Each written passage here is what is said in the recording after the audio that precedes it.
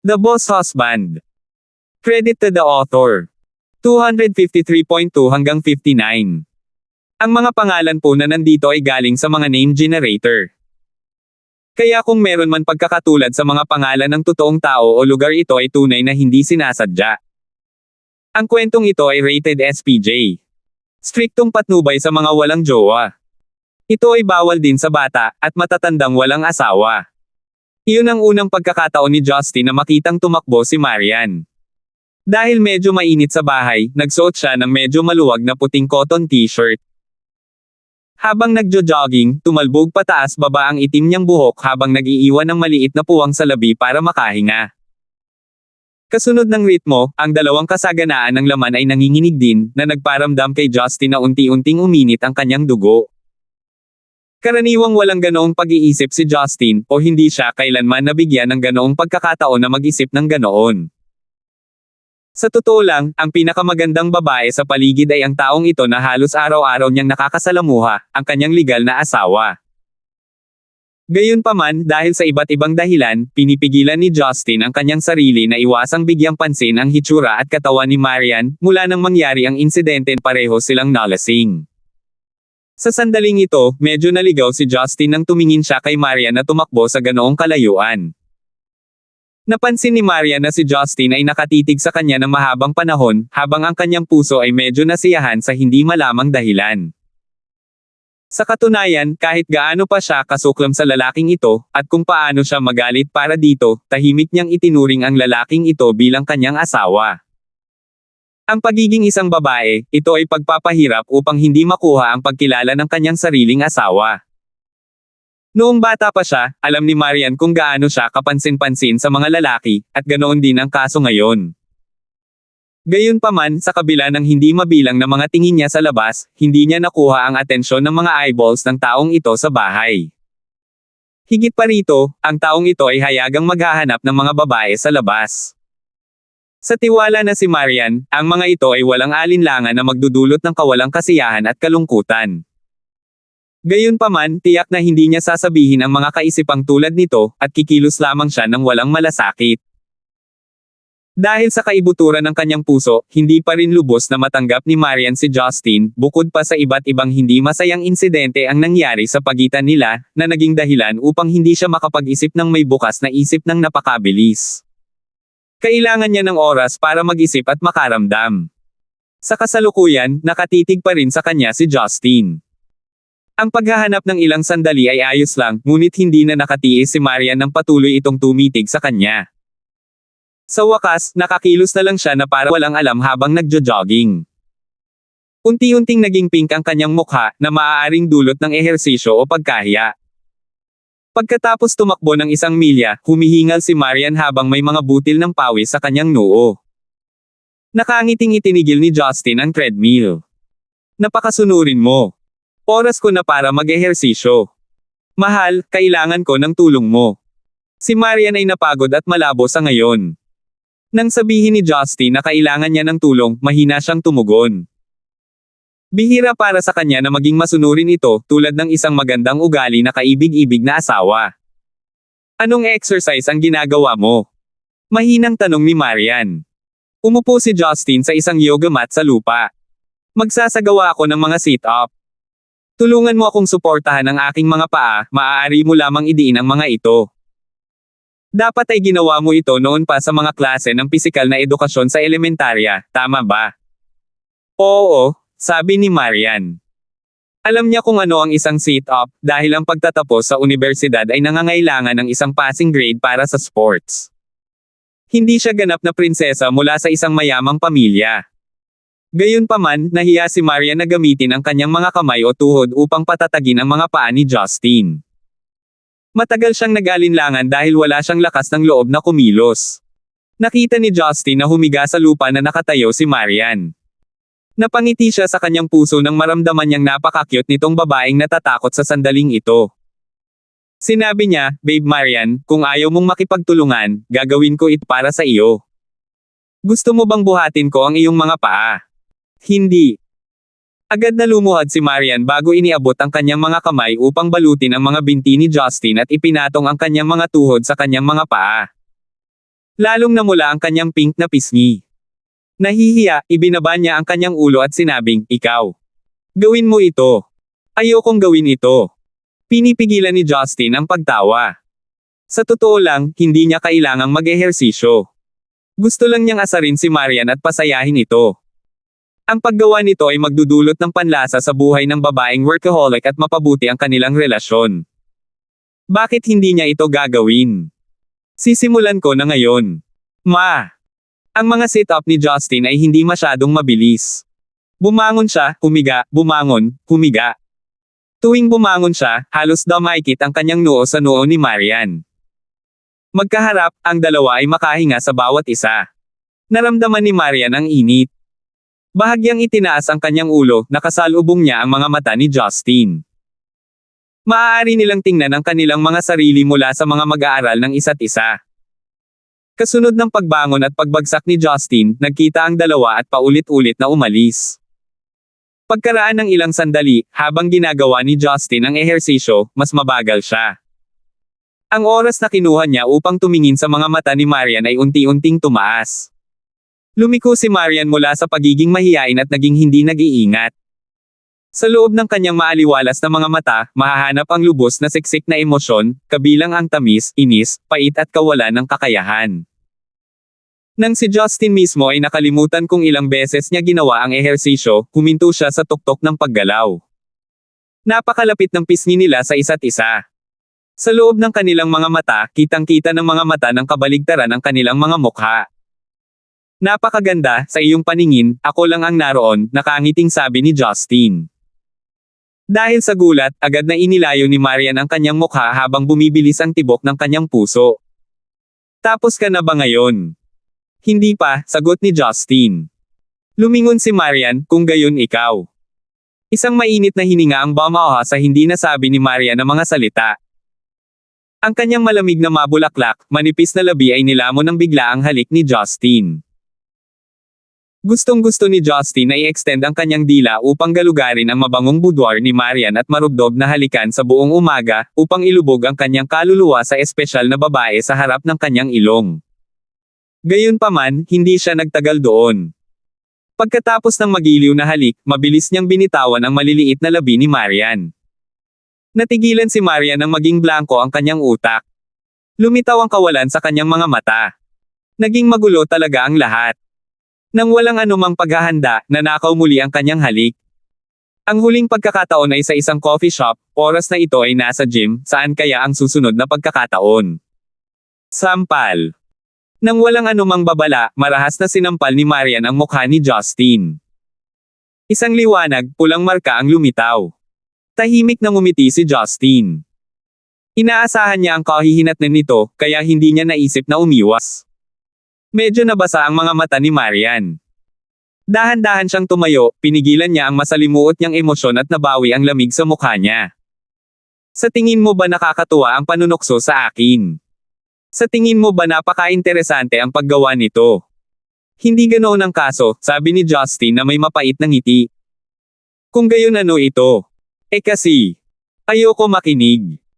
Pilit na tumalikod si Marian at tumakbo sa exit ng gym bago i-unlock ang pinto at umalis. Nang marinig kung gaano kalakas ang pagsara ni Marian sa pinto, napabuntong hininga si Justin dahil sa kawalan ng magawa. Stupid girl, ano ang dapat ikahiya kapag naghalikan ang mag-asawa? Dapat ay sinampal mo ako ng mas mahina. 254. Pagkatapos ng insidente sa gym, hindi nagsalita si Marian kay Justin sa buong weekend. Tumingin si Justin sa ginang na mukhang nagyelo, hindi niya maiwasang malungkot dahil malayo pa ang paglalakbay para sa yelo. Sa kasalukuyan, nakita siyang isang gangster muli ni Marian. Bagamat legally speaking, hindi siya itinuturing na gangster, wala siyang magagawa kung gusto ng side ng ginang na ganito ang tingin sa kanya. Papasok sa trabaho sa Lunes, nagdala si Justin ng almusal para sa mga kababaihan sa Departamento ng Relasyon sa Publiko gaya ng dati. Pagkatapos makipag-chat kay Hanig at sa ilan pang sandali, nakita niyang malapit na ang oras, kaya umalis siya sa punong tanggapan ni Yelo at tumungo sa bagong gusali sa tapat. Pagsakay sa elevator sa ika-50 palapag, sinalubong si Justin ng nakakapreskong signboard na Yellow Entertainment Culture Company. May dalawang batang babae na nakaupo sa harap na counter na tumingin sa paligid ng 23 o 24 na taong gulang, karaniwang ligtas na ipinapalagay ng mga fresh graduate. Director Gibson, nandito ka na, nakangiting sabi ni Janet na nakasuot ng asul na office suit. Siya ay naghihintay sa pasukan bago dumating si Justin. Sa tabi niya, nakatayo si Teddy na nagbigay ng respeto nang tumango siya kay Justin. Hindi inaasahan ni Justin na ganito kataas ang tingin sa kanya ng kanyang mga katulong para hintayin siya sa pasukan sa madaling araw. Buti na lang at hindi siya nahuli at nakarating sa lugar sa tamang oras. Kung hindi, mabibigo niya ang dalawang kasamahan na ito na seryoso sa trabaho. Sa pagtingin sa kung gaano siya iginagalang ng kanyang mga kanang kamay, si Justin ay walang kamalay-malay na gumawa ng desisyon, kahit na hindi niya sineseryoso ang trabaho at maging tapat, gagawin niya ang anumang kinakailangan ng maayos. At least, hindi niya mapabayaan ang dalawang magagaling na kasamahan na ito na gusto ang pinakamahusay para sa kumpanya. Nag-breakfast ka na ba? Nakangiting tanong ni Justin. Nagulat sina Janet at Teddy. Hindi nila inaasahan na ang unang pangungusap na lumabas sa bibig ni Justin ay ganoong tanong, hindi banggitin ang kanyang nakangiting mukha. Wala siyang kahit katiting na pride ng superior. Para sa kanila, ang katotohanang nagawa ni Justin na umakyat sa ganoong kataas na posisyon sa murang edad at ginawa ito ng mapagpakumbaba, lalo pa nilang tumangala sa kanya. Siyempre, hindi alam ni Justin ang kanilang iniisip. Tumango ang dalawa. Nakangiti si Teddy habang gumagawa ng hand gesture bilang pagtanggap na nagsasabing, Director Gibson, dadalhin kita sa iyong opisina para tingnan. Dahil hindi ka makakapunta noong nakaraang linggo, ipapakilala ko rin sa iyo ang iba't ibang departamento natin. Bagamat si Justin ay hindi gaanong interesado, tinanggap pa rin niya ang mungkahi at sumunod sa likod nina Teddy at Janet upang maglibot sa opisina. Dahil isa itong entertainment company, hindi lang mga administration staff, producer at entertainment workers ang nandoon. Naturally, may mga training room at artist room din. Malinaw na ang desisyon na ginawa ng Yellow International na bumili ng 10 palapag ng gusali ng opisina ay kailangang gawin. Pagkatapos tumakbo ng 7 palapag kasama ang dalawa, dumating si Justin sa upper management floor. Pagpasok sa maliwanag at maayos na bulwagan, maraming abalang empleyado ang lumingon kay Justin dahil sa curiosity. Lahat ay nagtataka kung sino ang binatang ito na nangangailangan ng dalawang kumpanya ng senior manager. Nang pumasok si Justin sa kanyang opisina ng direktor, halos lahat ay nalaglag ang kanilang mga panga. Ang katamtamang hitsura ng lalaking ito na may ngiti na nagpamukha sa kanya na walang utak, sa hindi inaasahang pagkakataon ay ang tunay na pinuno ng kumpanya, ang direktor na hindi pa nagpakita noon. Ang opisina ni Justin ay hindi kasing laki ng dati nang nakitang opisina ng CEO ni Marian, ngunit mayroon pa rin itong lugar na hindi bababa sa 100 metro kwadrado. Sa labas ng malalaking bintana, naroon ang umuunlad na Stonegate City, ang matataas na gusali, habang ang mismong tapat ng Yellow Entertainment ay ang punong tanggapan ng Yellow International. Ang opisina ay pinalamutian ng mga flower pot na mukhang mahusay na inaalagaan, office table na gawa sa mahogany, real leather swivel chairs at ilang leather sofa na kulay itim.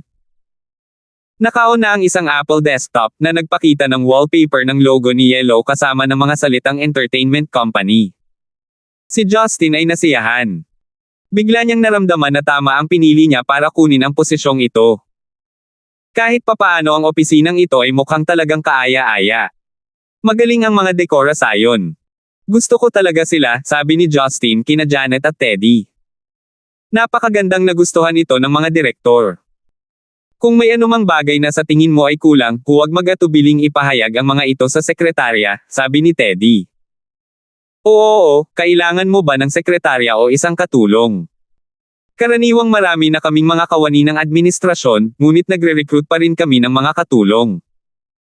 Kung kailangan mo, maaari kong tulungan si direktor na makahanap ng isang kakaiba, o maaari kang pumili ng isa. Secretary.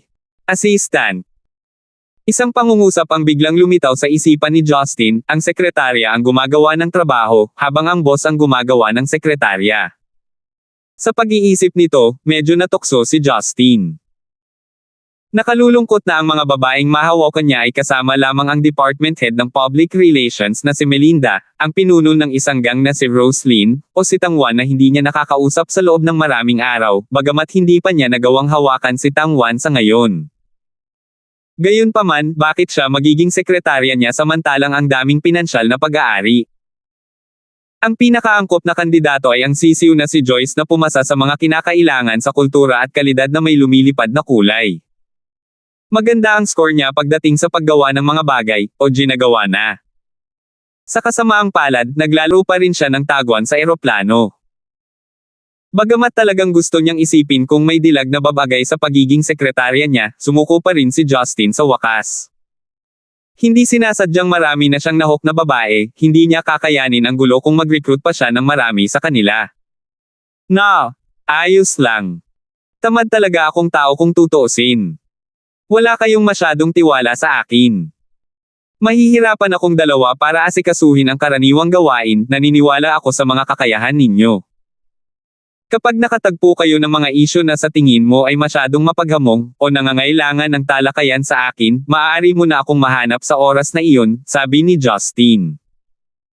Nagkatinginan sina Teddy at Janet habang nakaramdam sila ng kawalan, ngunit pumayag pa rin sa kahilingan.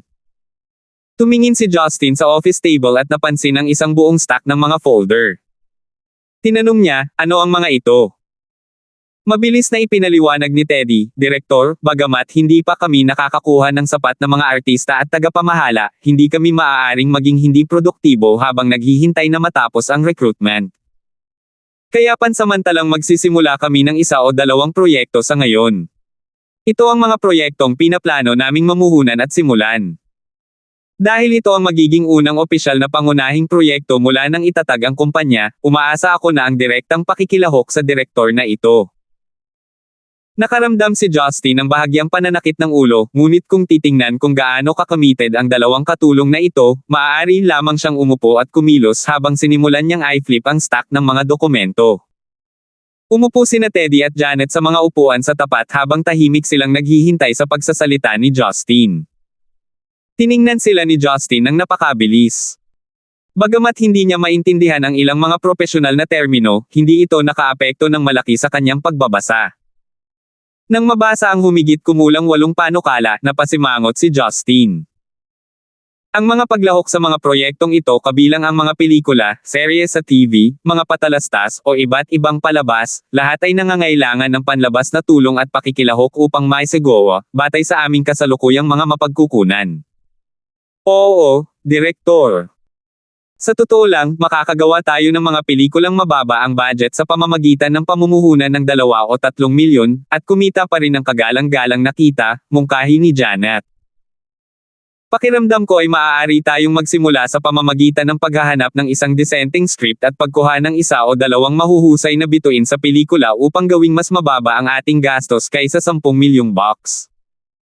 Sa ganitong paraan, ang kakayahang kumita ng huling produkto ay dapat na napakataas. Nakangiting sinabi ni Justin, hayaan mo akong magtanong sa iyo. Nagulat si Janet. Magtanong ka.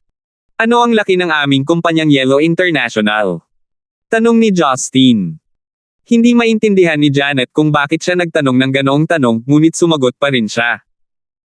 Hindi kasama ang mga likidong pondo, humigit kumulang 30 bilyon ang kabuoang mga asset. Kung gayon, anong ranggo ang kinabibilangan ng negosyo sa buong bansa? Siyempre ang nangunguna sa merkado. Makalipas ang 2 taon kapag inilunsad ang bagong material, tiyak na magiging isa tayo sa pinakamalaking kumpanya ng fashion sa mundo, pagmamalaki ni Janet. Tumango si Justin. Pagkatapos, nabinansagan sa ilalim ng kumpanyang Yellow, ano sa palagay mo ang magiging reaksyon ng mga tao kung ang aming unang investment move ay isang mid to low budget na pelikula lang, sa aming pananaw syempre. Nagsimulang mag-isip sina Janet at Teddy habang kumunat ang kanilang mga kilay. Direktor, sinasabi mo. Tama, 2 lang ang posibilidad. Una, wala tayong determinasyon, tapang at kumpiyansa, walang kakayahan ang senior management natin, madidismaya ang mga empleyado natin at ang labas, at ang board of directors ng Yellow International. Although more than 90% of the shares are owned by Boss Lysander would at the very least be disappointment mahirap makipagsosyo sa ibang mga kumpanya. Sinabi ni Teddy bilang pagsang-ayon, ang mga salita ng direktor ay may katuturan. Dahil ito ang aming unang pangunahing proyekto, talagang kailangan nating magkaroon ng reputasyon. Ang mga pangunahing pelikulang ginawa ng kanluran ay kadalasang malalaking box office hit bagaman hindi sila nasusuri ng mataas dahil lamang sa kung gaano kalaki ang mga proyekto. Ang mataas na gasto sa produksyon ay palaging isang malaking selling point. Kahit na ang isang kagalang-galang na halaga ng pelikula ay karaniwang kumikita, ang mga ito ay karaniwang kumikita ng mas mahalagang kita. Ang reputasyon ng production team at ang kumpanya ay magpapalakas ng malaki. Ngunit, ang aming kumpanya ay nasa maagang yugto pa lamang. Bagamat ang mga pondong ibinigay ni Boss Lysander ay marami, ang pag-i-invest ng daan-daang milyon out of the blue ay magdudulot ng pansamantalang pagbawas sa aming daloy ng pera, na magdudulot ng malubhang pinsala sa aming mga operasyon, dahil kailangan pa naming pumirma ng maraming kilalang artista at banda, sabi ni Janet. Bilang manager ng marketing department, medyo nag-aalala siya. Sinabi rin ni Teddy, "Oo, Direk Gibson, ang pag-iiwan ng mga pamumuhunan sa labas ng equation, ang pagpirma lamang ng mga nangungunang artist at banda ay magdudulot ng napakataas na gastos." Naiintindihan ni Justin na tumango. "Hindi mo kailangang mag-alala tungkol dito. Magagawa ko ang isang mahusay na string upang makipagsosyo para sa isang pamumuhunan. Kung ito ay tapos na ng maayos, maaari tayong magtulungan sa mahabang panahon." Nagulat sina Janet at Teddy dahil hindi nila inaasahan na mayroon ng makakasamang partner si Justin. 255. Director Gibson, naiisip mo bang kumuha ng pautang mula sa bangko? Magdadala ito ng higit na pinsala kaysa sa mabuti sa ganitong paraan, sabi ni Teddy, nag-aalala. Kung iniisip mong makipagsosyo sa iba pang mga kumpanya ng entertainment, sigurado akong magkakaroon tayo ng iba't ibang argumento para sa paghahati ng kita. Hindi rin ito magiging angkop. Umiling si Justin, nakangiting sumagot si Justin, bibigyan ko kayo ng paraan ng pakikipag-ugnayan sa ibang pagkakataon tungkol sa partikular na partnership. Janet, pananagutan ninyo ang pag-usapan ng partnership na ito. Makakatiyak kayo sa kanilang pagiging maaasahan at kakayahan. Gayunpaman, kailangan ko munang makipag-ayos sa kanila. Sa oras na iyon, hihilingin ko sa kanila na makipag-ugnayan sa inyo. Natural, si Roslyn ang tinutukoy ni Justin. Dahil gusto ni Roslyn na hugasan ang kanyang kasalukuyang mga pondo sa pamamagitan ng money laundering sa pamamagitan ng impluwensya ni Yellow upang dahan-daang gawing legal ang mga negosyo ng Red Thorn Society, nais ni Justin na tumulong dahil ito ay magiging kapaki-pakinabang sa magkabilang panig. Ang pamumuhunan ng mataas na halaga sa mga pelikula at variety show ay parang pagbubukas ng kasino, ito ang pinakamahusay na diskarte para sa money laundering. Bagamat kapwa nag-aalinlangan sina Janet at Teddy, nasa sabik sila at inaabangan ang hinaharap dahil nakita nilang hindi nagbibiro si Justin. Pagkatapos nito, pinag-usapan ng tatlo ang tungkol sa mga kamakailang development ng kumpanya. Si Teddy ang mamamahala sa mga recruitment at panayam ng mga empleyado, habang si Janet ang mananagot para sa mga komunikasyon at negosasyon sa lahat ng partido at pangangaso ng mga manggagawang may mahusay na pagganap mula sa iba pang kumpanya ng entertainment. Ang mga ito ay ang lahat ng mga hakbang na kinakailangan sa maagang yugto ng pagtatatag ng kumpanya. Narinig ni Justin na nagrereklamo si Janet tungkol sa mga bagong tatag na artista na humihingi ng masyadong mataas na presyo. Iminungkahi niya, kung humihingi sila ng hindi makatwirang presyo, sumuko sa pagpirma sa kanila sa ngayon. Batay sa pangalan ng tatak ni Yellow, lubos kaming may sapat na kakayahan upang sanayin ang sarili naming mga superstar. Direktor, nagmumungkahi ka ba ng mga palabas sa talento? Tanong ni Janet. Ang proseso ng kanyang pag-iisip ay talagang mabilis. Tama, ngunit ang season na ito ay hindi masyadong maganda. May ganitong uri ng mga palabas sa talento sa buong mundo. Kung gusto nating gawin ito, kailangan nating gawin ito ng maayos, tanggapin ang parehong mga lalaki at babae. Dapat tayong magplano at maghanda para sa palabas sa lalong madaling panahon, at ang paglulunsad nito ay gaganapin sa susunod na taon kapag ang panahon ay muling uminit, sabi ni Justin. Nakakunot ang noo, sinabi ni Teddy, Direktor, ang paggawa ng mga talent show ay talagang magandang ideya, ngunit karaniwan na ang mga ito ngayon.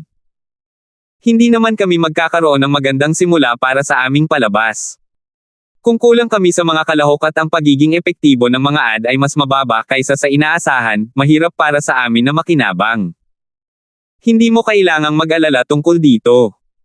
Natural na magkakaroon ako ng sarili kong ideya pagdating ng panahon, sabi ni Justin. Ano ang mahirap sa paggawa ng gimmick? Kailangan ko lang magtanong sa ilang immoral na matatanda na hanapin ako ng mga taong may kakayahang hamatak ng kasikatan. Nadama ni na Janet at Teddy na ang mga salita ni Justin ay may kasamang iba't ibang misteryo, habang medyo kapanipaniwala sa parehong oras. Kaya't hindi na nila ito pinag-uusapan, dahil hindi naman agad ito ilulunsad. Napakabilis, tanghali na. Kahit papaano ay nakausap ni Justin ang kanyang dalawang katulong sa loob ng ilang oras, kahit na naisip niya na ito ay hindi kapanipaniwala. Hinawakan ang kanyang tiyan, nagtanong si Justin, gutom na ba kayo? Ililibre ko kayo ng tanghalian. Nadama ni Justin na dapat niyang tretuhin ng mas mabuti ang dalawang masisipag na kasamahan na ito, dahil kailangan niyang umasa sa kanila kapag gusto niyang maghinay-hinay sa hinaharap. Dahil nagpapagamot ang superior, natural na hindi tatanggihan ni na Teddy at Janet ang alok. Naramdaman nila na nakaka-relax talaga ang pakikipag-usap kay Justin, walang pressure, hindi katulad ng mga naunang superiors nila. Sa kanilang puso, mabilis nilang tinanggap si Justin. Nang akayin ni Justin ang dalawa palabas ng opisina, masaya niyang binati ang mga kasamahan niyang empleyado habang hinihimok niya silang mag-lunch break, na ikinagulat ng ilang tao. It was evident na talagang extraordinary ang batang direktor na ito. Hindi pinayagan ni Justin si Teddy o Janet na magmaneho. Dinala niya sila sa parking lot at pumasok sa kanyang puting BMW bago tumungo sa labas ng lungsod. Nang makita ni na Teddy at Janet na si Justin ay nagmamaneho ng kotse na nagkakahalaga ng higit sa 1 milyon, talagang natitiyak nila na talagang may magandang pamilya si Justin. Kung hindi niya kayang bumili ng ganitong sasakyan, na nagtrabaho lamang ng ilang taon sa paghusga sa kanyang edad. Gayunpaman, walang sino man ang aasahan na ang lahat ay resulta ng labis na pag-asa sa kanyang asawa. Ang masikinagulat ni na Teddy at Janet ay ang lugar na dinala sa kanila ni Justin para sa tanghalian. Noong una, naisip nila na ito ay maaaring maging isang Pinong Zen-Icon restaurant o isang tahimik na Western restaurant. Gayunpaman, pumili si Justin ng isang simpleng restaurant sa tabing daan na naghahain ng mga hotpot. Ito ay talagang mainit sa maliit na hotpot restaurant, na ang pangunahing mga customer nito ay mga dayuhang manggagawa na nakasuot ng mga uniforme sa konstruksyon. Nang dinala ni Justin ang dalawa sa restaurant, nakaakit sila ng kakaibang tingin dahil napaka-formal ng kanilang suot. Dahil ipinanganak sa matataas na uri, hindi pa nakabisita si Janet sa isang restaurant na tulad nito, ngunit ayaw niyang tanggihan ang mabuting hangarin ni Justin.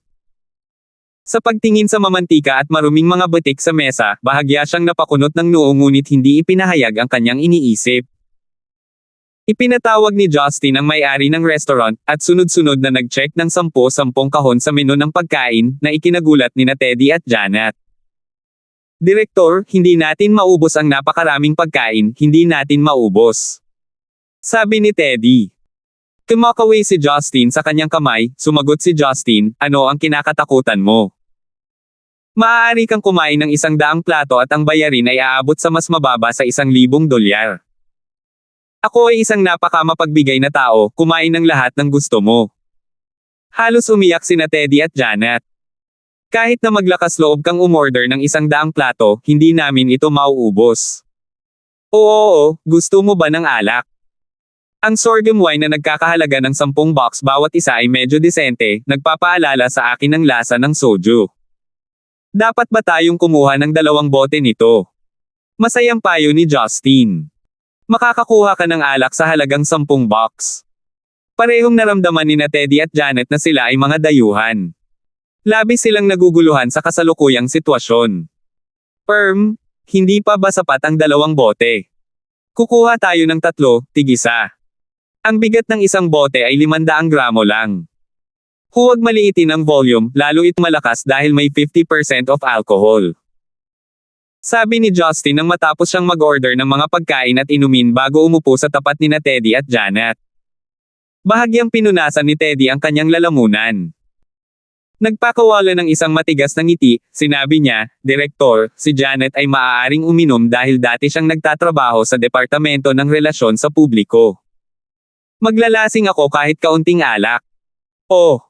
Gagawin natin ito sa ganitong paraan, sabihin mo sa akin kapag lasing ka at iinom ako para sa iyo. Panigurado, wala akong pakialam na may natira. Hindi katanggap-tanggap ang pagiging mapag-aksaya, habang ang pag-arte ng pagtitipid ay maluwalhati, nakangiting sabi ni Justin. Pagkaraan ng ilang sandali, naghain ng mainit na kaldero habang ang iba't ibang uri ng pampalasa at karne ay ipinadala.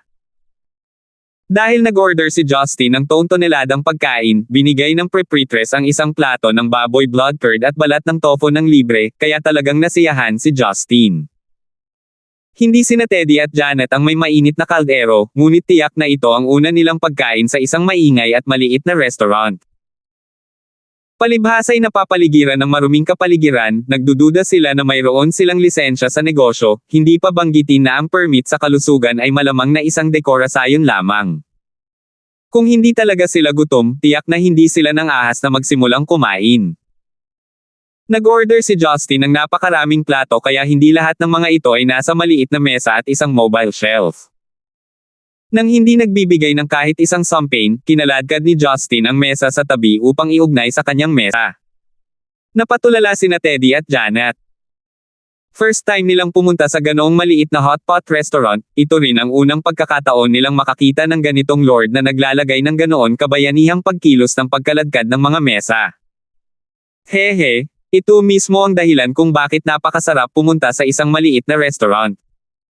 Kaya kung kumain at gawin ang anumang gusto ko.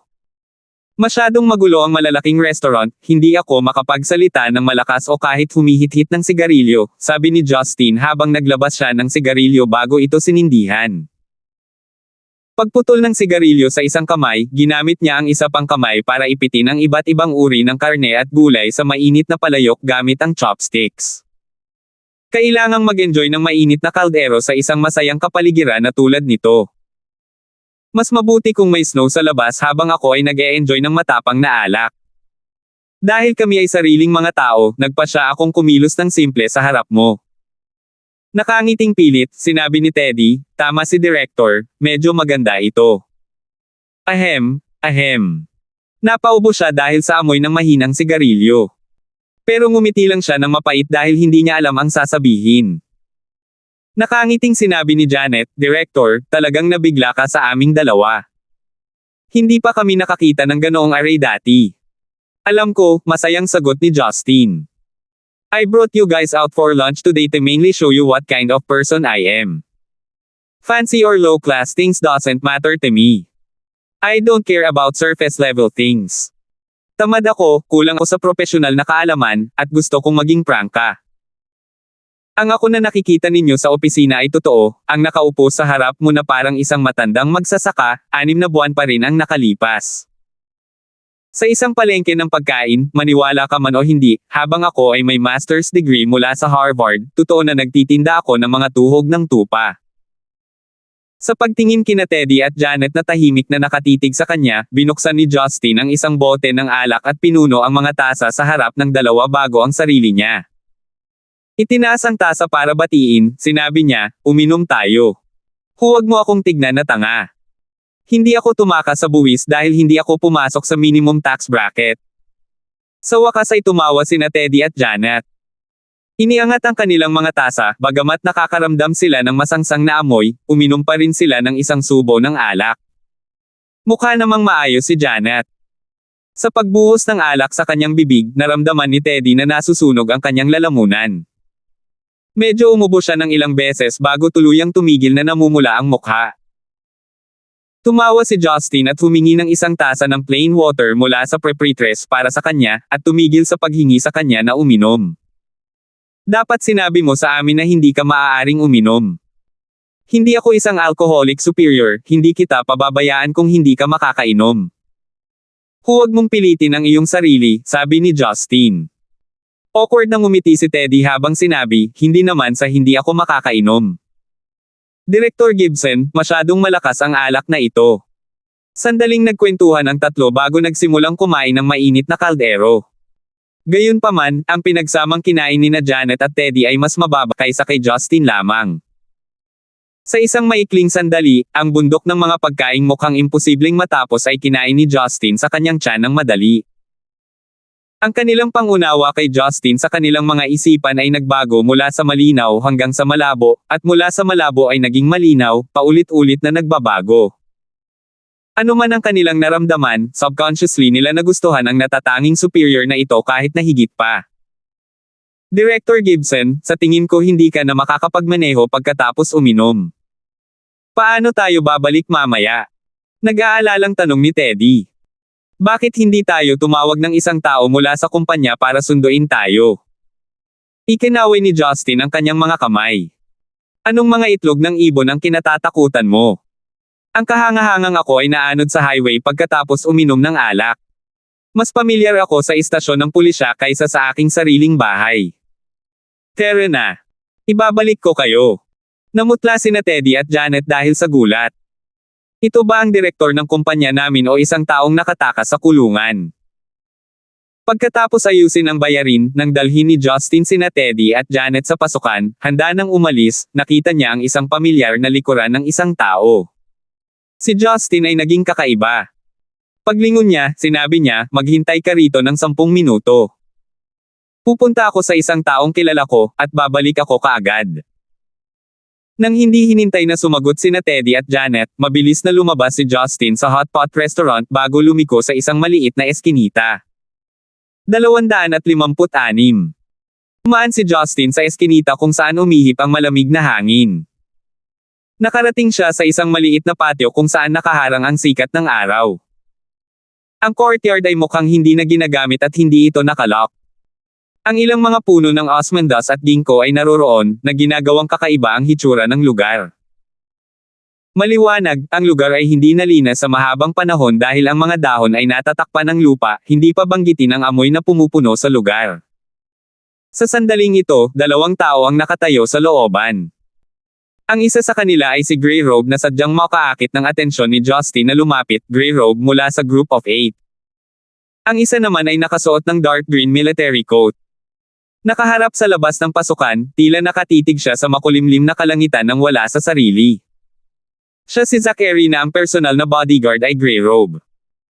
Matapos iwan si Zachary sa lugar ng Tibetan noon, walang masyadong magandang impresyon si Justin sa lalaking ito na nabuhay ng higit sa 50 taon. Si Justin ay hindi isang taong hindi gumagalang sa mga matatanda, ngunit hindi niya igagalang ang bawat isa sa kanila, kahit na halos wala siyang nakatatanda.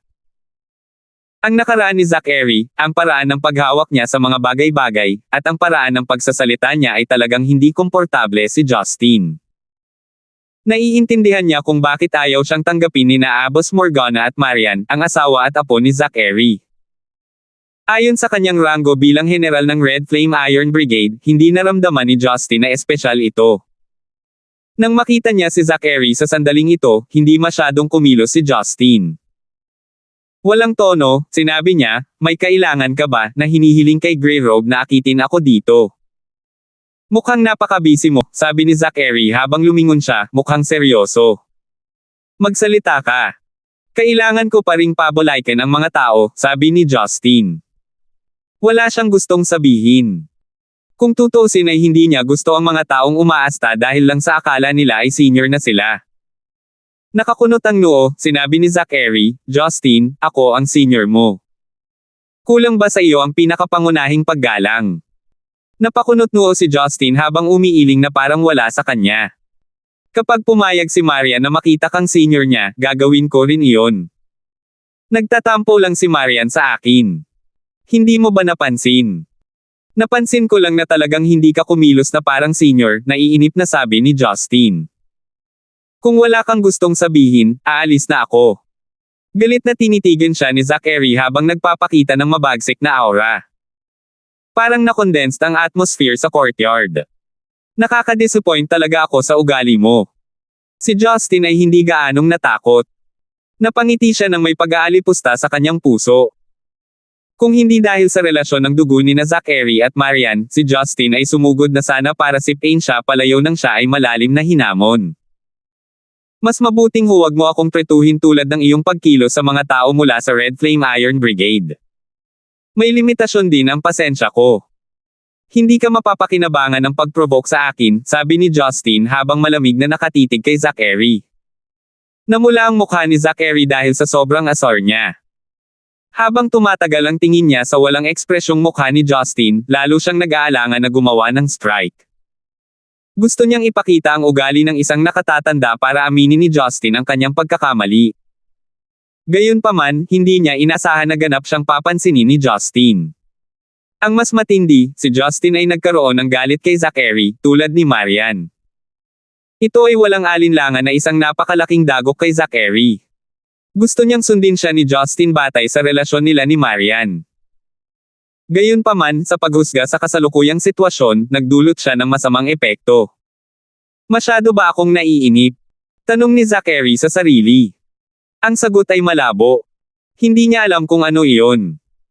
Bumantong hininga ng walang magawa, binawi ni Zachary ang kanyang mabangis na tingin. Tinanong niya, pupunta ba si Lucille sa Stonegate sa susunod na buwan? Sinong Lucille? Tanong ni Justin. Lucille Lysander, tinatawag ding Lucille, apo ko, sagot ni Zachary. Sa wakas ay naalala ni Justin na ang matandang dawist na si Morgana ay nagpadala ng kanyang pinapahalagahan na munting dawist kay Stonegate dahil marami siyang oras. Nakaramdam siya ng pananakit ng ulo, sinabi niya, oo, darating talaga siya. Maaari mo bang pag-usapan si Abbas Morgana?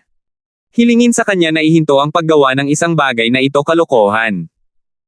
Wala akong sapat na oras upang harapin ang sarili kong mga bagay. Paano ko dapat pangalagaan ang ibang nasa hustong gulang? Sa tingin mo ba makikinig si Morgana sa akin? Tanong ni Zachary. Natulala, sinampal ni Justin ang kanyang noo. Good point. Ang magagawa mo lang ay sigawan ang mga subordinate mo. Humph. Halatang galit si Zachary. Sadly, it was actually a fact, kaya hindi ka sumagot. Nagpakasal ka na kay Marian. Hindi ako papayag na hawakan mo si Lucille. Sino ako sa palagay mo? Bakit ako mahihirapan para sa sarili ko? Ayon sa seniority, siya ang aking hipag. Ang isang kuneho ay hindi kumakain ng damo sa labas ng pugad nito. Wala akong ganoong karaming oras, sabi ni Justin habang umiiling. Huwag mong isipin na hindi ko alam kung gaano karaming babae ang mayroon ka sa labas. Dahil ginawa mo ito ng isang beses, tiyak na gagawin mo ito muli. Hindi ako maaaring maging walang pagtatanggol laban sa iyo, sabi ni Zachary na may pagdududa. Pagdating ng oras, paano mo aayusin si Lucille? Inis na sinabi ni Justin, kung alam ko, kailangan ko bang maging ganito kairita? Hayaan mong bigyan kita ng payo, sabi ni Zachary. Ano ito? Hayaan mong tumira si Lucille sa inyo ni Marian, sabi ni Zachary. Sa pakikinig sa sinabi ni Zachary, inaabangan ni Justin ang hinaharap. Iniisip niya kung ano ang magiging reaksyon ni Marian nang bigla niyang makita si Lucille na lumitaw ng wala saan. Logically speaking, ang isa sa kanilang mga lola ay legal na asawa, habang ang isa ay may bahay. Dapat silang maging kaway. Ang dalawang babae ay parehong hindi pangkaraniwang mga karakter, ang isa ay malamig tulad ng hamog na nagyelo at hindi nagsasalita, habang ang isa ay kaibig-ibig at dalisay. Higit sa lahat, pareho silang tila walang gusto sa kanilang lolo. Maaari silang maging mabuting kapatid na babae, na may isang karaniwang kaaway. Sino ang mas matanda, Lucille o Marian? Si Justin nahihirapan sa tanong na ito. Isang bakas ng pagmamahal ang lumitaw sa mga mata ni Zachary. Si Lucille ay 10 araw na mas bata kay Marian. Si Marian ay ipinanganak noong 5 ng Setyembre, habang si Lucille ay 15 ng Setyembre. Bakit mukhang mas bata si Lucille ng ilang taon? Ang mga batang pinalaki sa kabundukan ay talagang mas walang muwang, emosyonal na sabi ni Justin. Galit na tinitigan ni Zachary si Justin. Talagang may iniisip ka tungkol kay Lucille. Hoy, huwag mo akong ituro. Isa akong lalaki na umaamin sa ginagawa ko. Kung ganoon ang tingin ko sa kanya, hindi ko tatangkaing itago ang aking pag-uugali. Iba ako sa iyo, kahit ang sarili mong mga apo ay hindi ka tinatawag na lolo, sabi ni Justin habang nakapout. Ikaw. Nagalit si Zachary kaya lumabas ang usok mula sa kanyang katawan, ngunit hindi siya makabuo ng kahit isang salita para ipagtanggol ang kanyang sarili. Ang kanyang nakaraang pag-uugali ay nagdulot ng ganitong kahihinatnan sa kanyang nakababatang henerasyon. Alam ni Justin na gusto ni Zachary na magsama sina Lucille at Marian dahil hindi niya inaasahan na ibubukod ng kanyang mga inapo ang isa't isa dahil sa kanyang pagkakamali. Gamit ang ganitong pagkakataon, umaasa siyang mapalapit sa isa't isa ang kanyang mga apo. Hindi tuwirang tinanggihan ni Justin ang kanyang kahilingan, ngunit kinailangan niyang kausapin ito kay Marian nang umuwi siya. Higit pa rito, kung paano dapat ipaliwanag ang pagkakakilanlan ni Lucille ay isang malaking problema rin. Bagamat malalaman ni Marian ang katotohanan sa madaling panahon, imposible para sa kanya na direktang ipahayag ang kanilang relasyon. May kailangan ka pa ba? Inilabas ni Justin ang kanyang telepono para tingnan ang oras. May 3 minuto pa siyang natitira. Nag-isip si Zachary bago sinabing, ang bato ng Diyos ay nasa iyo pa rin. Tumingin si Justin kay Zachary at ngumiti ng kakaiba. Hindi ba nasaksihan ng flower rain ang paghahagis ko ng bato ng Diyos sa Yamate Sect? Ang isang iyon ay peke, sabi ni Zachary habang direktang nakatingin sa mga mata ni Justin. Tila may inaasahan siyang matuklasan sa pamamagitan ng pagtingin sa ekspresyon ng mukha ni Justin, ngunit hindi nagtagal ay napagtanto niyang ito ay walang saysay. Ang ekspresyon ni Justin ay hindi nagbago kahit kaunti. Bakit mo nasabi? Dapat mong malinaw na ang bato ng Diyos ay pabigat lamang sa akin, sa halip na isang kayamanan. Ang pagpasa nito sa Yamate Sect ay hindi kawalan sa akin. Kahit na ang bato ng Diyos ay walang silbi sa iyo, dapat mong malaman na ang kapayapaan sa daigdig ay masisira kung ito ay damapo sa mga kamay ng iba. Postahan ako na hindi mo gustong masaksihan ang ganoong resulta, kaya palagi mong dinadala ang bato ng Diyos, sabi ni Zachary. Bukod dito, ang sadyang paghahagis ng peking kopya sa Yamate Sect ay magdudulot lamang sa kanila ng problema dahil sila ang magiging sentro ng atraksyon. Hindi lamang sila mapupunta sa ibang mga tao na nakatutok sa bato ng Diyos, maaari kang kumita ng ilang oras sa pamumuhay ng mapayapa. Tama ba ako? Nakangiting sumagot si Justin, naghuhula ka lang. Kung nakuha ng Yamate Sect ang peking bersyon, hindi ba sila mag-aanonsyo? Hindi lamang si Noriko Okawa ang isang ganap na eksperto sa Chenin, siya rin ang pinuno nagdala sa Yamate Sect upang maging isa sa pinakamalakas na organisasyon sa buong mundo ng mag-isa. Hindi niya ipahahayag na peke ang kanyang bato ng Diyos kahit na ganoon ang kaso. Iyon ay dahil walang organisasyon ang aamin na ito ay totoo. Kung mas maraming sinusubukang itago ang isang tao, mas lalo lang siyang magpapakita ng atensyon. Kaaway, sabi ni Zachary. Hindi na niya napigilan ang pagtawa. Si Noriko Okawa ay sobrang asar na ngayon. Ang iyong pag-uugali ay tiyak na nagdulot ng maraming problema sa Yamate Sect. Sa ganang akin, si Takamagahara mula sa Japan lamang ang umaatake sa kanila bilang isang pagsubok. Isipin mo ang lahat ng gusto mo. Sa pagtatapos ng araw, ang bato ng Diyos ay wala na sa aking mga kamay. Maniwala ka man o hindi, umaasa ako na ang iyong Red Flame Iron Brigade ay maaaring tumigil sa pag-istorbo sa aking pribadong buhay para sa bato ng Diyos. Dapat mong malaman na bumalik ako sa bansa upang mamuhay ng mapayapang buhay, hindi para labanan kayong lahat. Higit pa rito, lahat kayo ay walang kabuluhan at malamig sa paligid, sinabi ni Gibson sa harap ni Gibson, sabi ni Gibson. Aalis. Pagkaalis ni Justin, si Grey Robe na nanatiling tahimik ay naglakad pasulong. Magalang, tinanong niya, Guro, peke ba talaga ang bato ng Diyos na ibinigay ni Uncle Gibson? Tip ni Master, tinawag ni Grey Robe si Justin na tsuhin dahil kasal siya kay Marian. Umiling si Zachary, sumagot, hindi ko alam, sinusubok ko lang siya.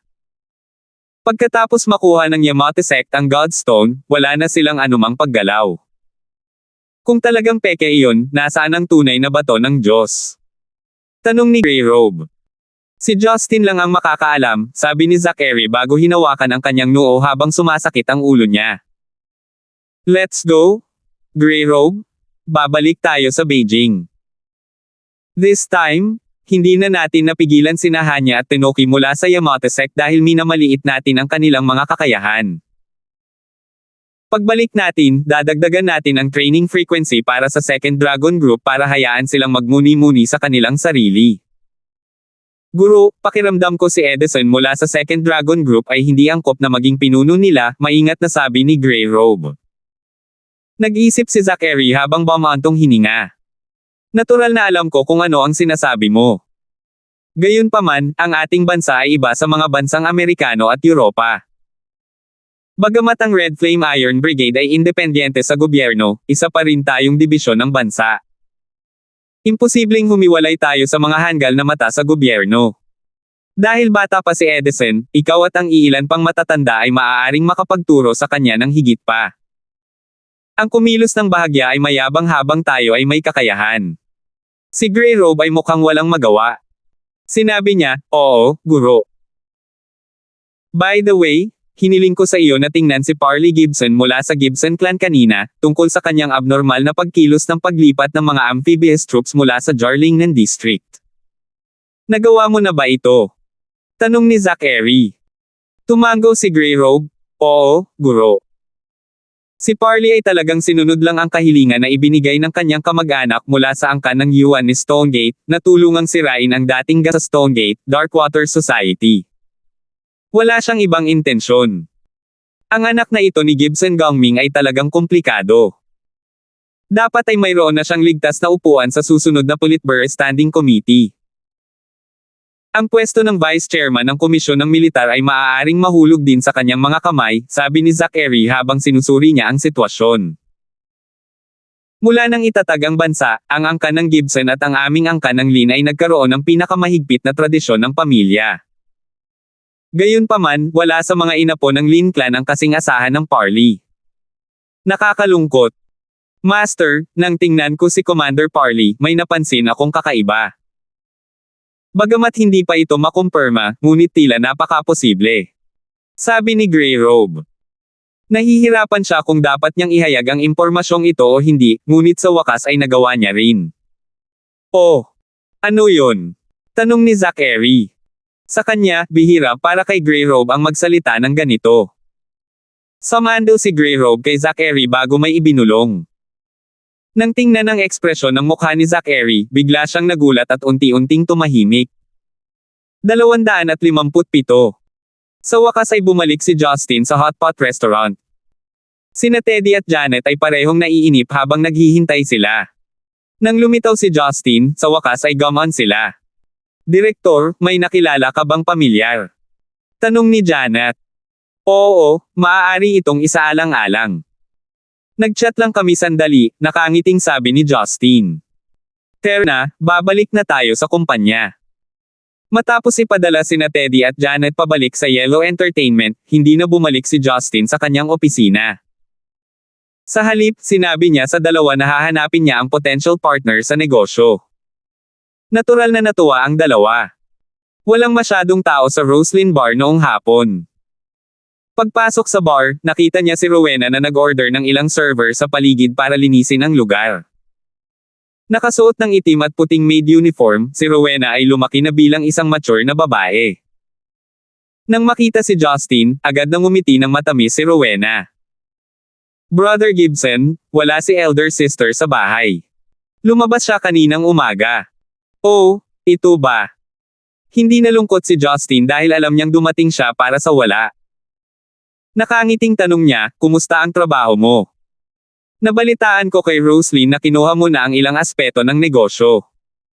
Namula ang mukha ni Rowena. Nagkamali ako sa isang investment kanina, at nawala ng malaking pera. Mas natatakot ako ngayon. Hindi mo kailangang mag-alala.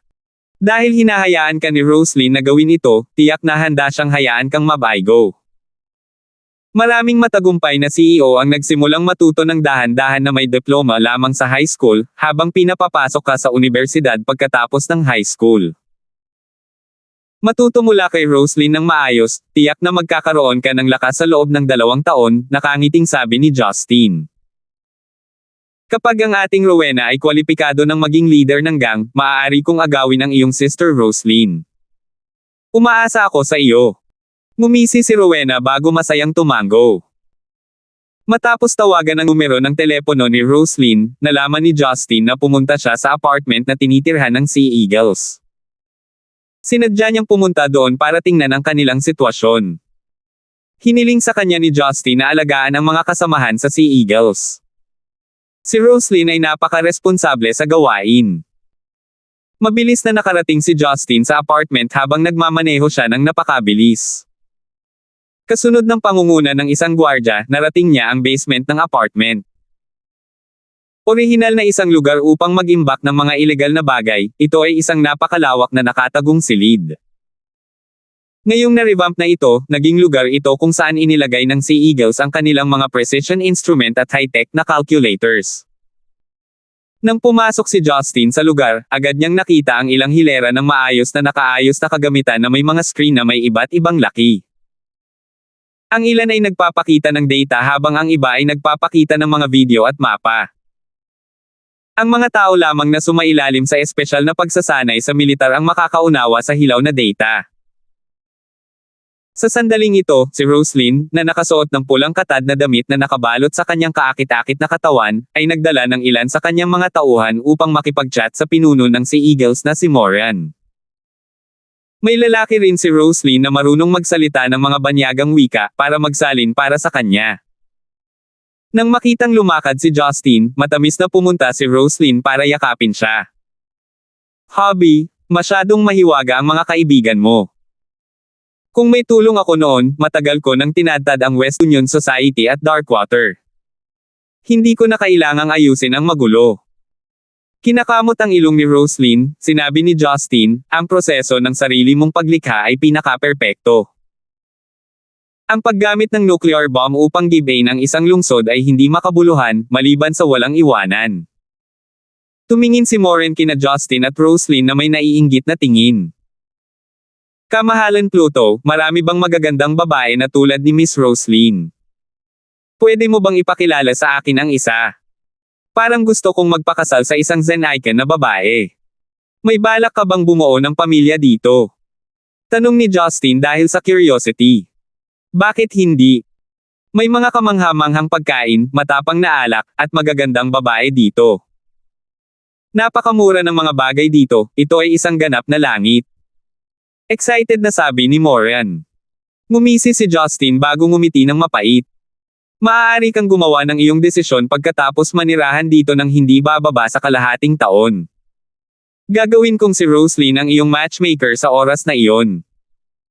Matapos pakinggan ang pagsasalin, tumawa si Roslyn bago inilibot ang kanyang mga mata kay Justin.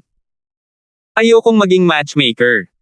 Wala man lang akong proper identity, mas bagay na kumuha ako ng matchmaker.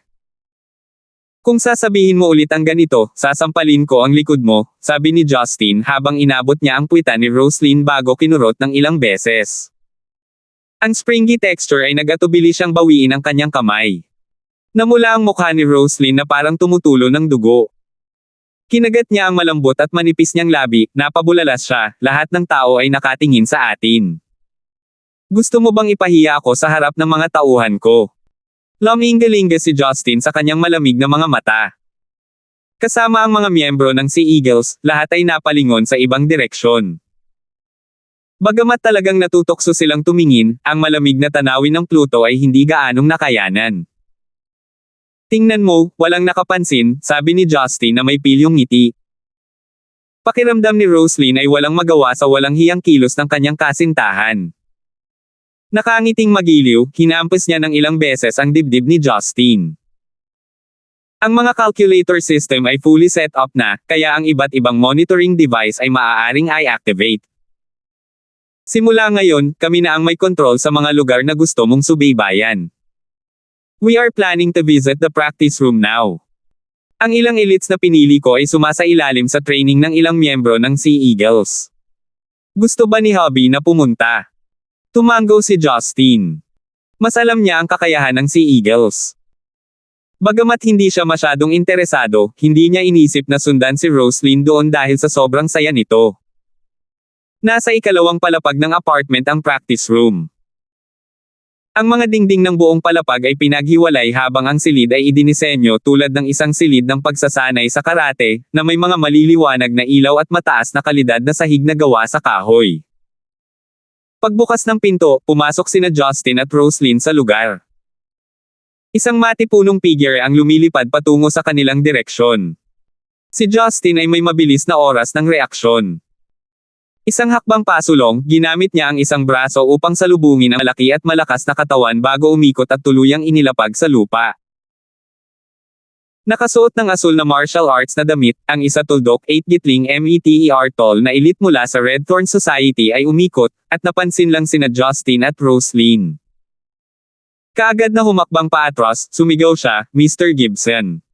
Chairman." Habang bahagyang nanginginig ang kanyang katawan dahil sa excitement. Tumango si Justin bago tumingin sa gitna ng practice room. May nakatayong isang itim na babae na may maiikling tirentas at ang babaeng miyembro ng Sea Eagles, si Adeline, na nagsabing gusto niyang pamayat ng mas maaga. Ang nagtapon ng higanteng lalaki ay si Adeline. Maliwanag na masikip ang uniforme ng martial arts para sa puting babaeng ito, kaya ang dalawang grupo ng laman sa harap ng kanyang dibdib at ang kanyang nakataas na likod ay lubhang nakakaakit. Nang makita niyang pumasok si Justin sa lugar, ngumiti siya para batiin siya. "Your Majesty Pluto, Miss Roslyn, I'm really sorry. Nagbigay ako ng kaunting lakas." Nakangiting mapait, sinabi ni Justin, "Adeline, huwag mong gamitin ang paraan ng pagsasanay sa Sea Eagles para turuan sila. Ang kanilang pundasyon ay maaari lamang ituring na pinakakaraniwang espesyal na ahente. Kailangan mo lamang gumamit ng bahagyang mas mataas na puwersa at bilis kapag nilalabanan mo sila, pangunahin upang sanayin ang kanilang mga kasanayan. Ang kanilang lakas at bilis ay maaaring umunlad sa mahabang panahon. Sige. Mga Ginoo, ituloy mo ang paglapit sa akin," sabi ni Adeline gamit ang Mandarin na may malakas na impit. Nang marinig ni Justin ang mga salita ni Adeline, gumalaw ang mga sulok ng kanyang labi. Napansin din ni Roslyn ang kakaibang kahulugan sa loob. Inabot niya ang kanyang braso upang pilipitin ang baywang ni Justin, sinabi niya, "Itigil mo ang iyong imahinasyon." Kasabay nito, ang 8 bagong elite mula sa Red Thorn Society ay sama-samang umatake kay Adeline, na kanyang kontra-atake. Madaling naiwasan ni Adeline ang mga welga ng grupong ito ng mga kabataang lalaki. Gumamit lamang ng isang galaw sa halos lahat ng mga ito, hinampas niya ang mga ito sa lupa, na naging dahilan upang sila ay manhid dahil pansamantalang nawalan sila ng kakayahang lumaban. Nagulat si Roslyn. Alam na alam niya ang antas ng kapangyarihan ng kanyang mga tauhan. Sa hindi inaasahang pagkakataon, ang isang babaeng tulad ni Adeline ay nagkaroon ng nakakatakot na kakayahan.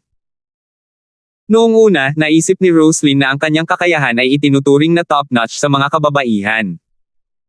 Gayunpaman, kung lalabanan niya si Adeline, maaaring hindi siya tumagal ng higit sa 3 galaw. Si Adeline ay isa lamang sa mga pinakakaraniwang miyembro ng Sea Eagles. Kung gayon gaano kalakas ang kanyang pinuno na si Moren, ang superior ni Moren at ang pinuno ng Sea Eagles. Sila ang magiging mga mersenaryo na may pinakamahusay na antas ng kapangyarihan. Ito ay masyadong nakakatakot. Napabuntong hininga si Adeline habang nakatingin sa mga binatilyo na nakadapa sa lupa. Sinabi niya, "Kung gagamitin ko ba ang aking tunay na lakas ng mas maaga, lahat kayo ay namatay."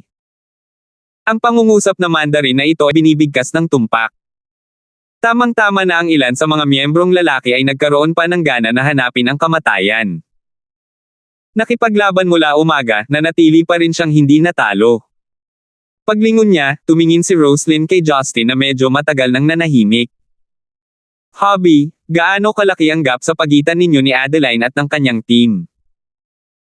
Mula sa pananaw ni Roslyn, tiyak na mas malakas si Justin kaysa kay Adeline at sa iba pa. Nang nasaksihan kung gaano kabilas at kalakas si Adeline, na-curious siya kung ano ang magiging resulta kapag nakipag-away sa kanya si Justin.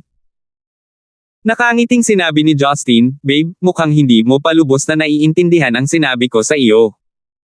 Anong ibig mong sabihin?" Naguguluhang tanong ni Roslyn. "Kami ay kabilang sa magkaibang mundo at hindi maikukumpara," sabi ni Justin habang umiiling. Habang naglalakad, tiningnan niya ang naiinip na si Adeline at ang isa pang itim na kasamahan, sinabing, sabay-sabay kayong lumapit sa akin. Magsanay kasama ako. Nagulat si Adeline at ang itim na teammate. Ang dating ipinagmamalaki na si Adeline na duwag na nagtanong, kamahalan Pluto, gusto mo ba talagang gawin ito? Huwag kang magtanong. Gamitin mo ang lahat ng iyong puwersa sa akin at huwag kang mag-iwan ng awa kapag inaatake mo ako, sabi ni Justin. Nagkatinginan si Adeline at ang black teammate bago tumango. Sabay-sabay na sumasabog ang nagyayelong aura, ang dalawa ay naging walang ekspresyon. Orihinal na mukhang maliwanag at masayahin, biglang kumilos si Adeline na parang isang malamig at matalim na espada. Kasama ang mga miyembro ng Red Thorn Society, si Roslyn nakatayo sa malapit ay napabuntong hininga habang tinitingnan ang pagbabago sa sitwasyon. Bigla nilang napagtanto na ito ang totoong mukha na hawak ng mga miyembro ng Sea Eagles. Ang kanilang karaniwang nakaka-relax at nakakatawang mga kilos ay kung ano lamang ang kanilang ipinapakita sa ibabaw. Mag-zoom. Mag-zoom. Nang gumalaw si Adeline at ang kanyang teammate, umalangaw-ngaw ang tunog ng matutulis na mga palaso na tumutusok sa hangin. Nasilaw sa mga galaw nila si Roslyn at ang iba pa. Isang muffled sound ang maririnig, na para bang may sumasabog sa maliit na lugar na ito. Nananatili sa kanyang posisyon, si Justin ay nakatayo nang hindi gumagalaw. Nang hindi ginagalaw ang kanyang mga paa, mahina niyang iginalaw ang kanyang katawan sa gilid bago agad tumalikod. Bash! Bash! Sa atensyon ng lahat, sa sandaling marating ni Adeline at ng itim na teammate si Justin, marahas silang tumalbog palayo bago bumagsak sa lupa at gumulong 3 metro ang layo. Walang nakasaksi sa ginawa ni Justin. Anong ginawa ni Justin? Nakatayo sa parehong posisyon, winalis ni Justin ang kanyang mga kamay bago tumingin kay Roslyn at sa iba pang mga tao nang walang emosyon. Huwag kang magtaka. Sa mundong ito, lahat ng tao ay may dumi na kinabibilangan nila. Pinaglalaruan ko lang si Adeline at ang kanyang teammate.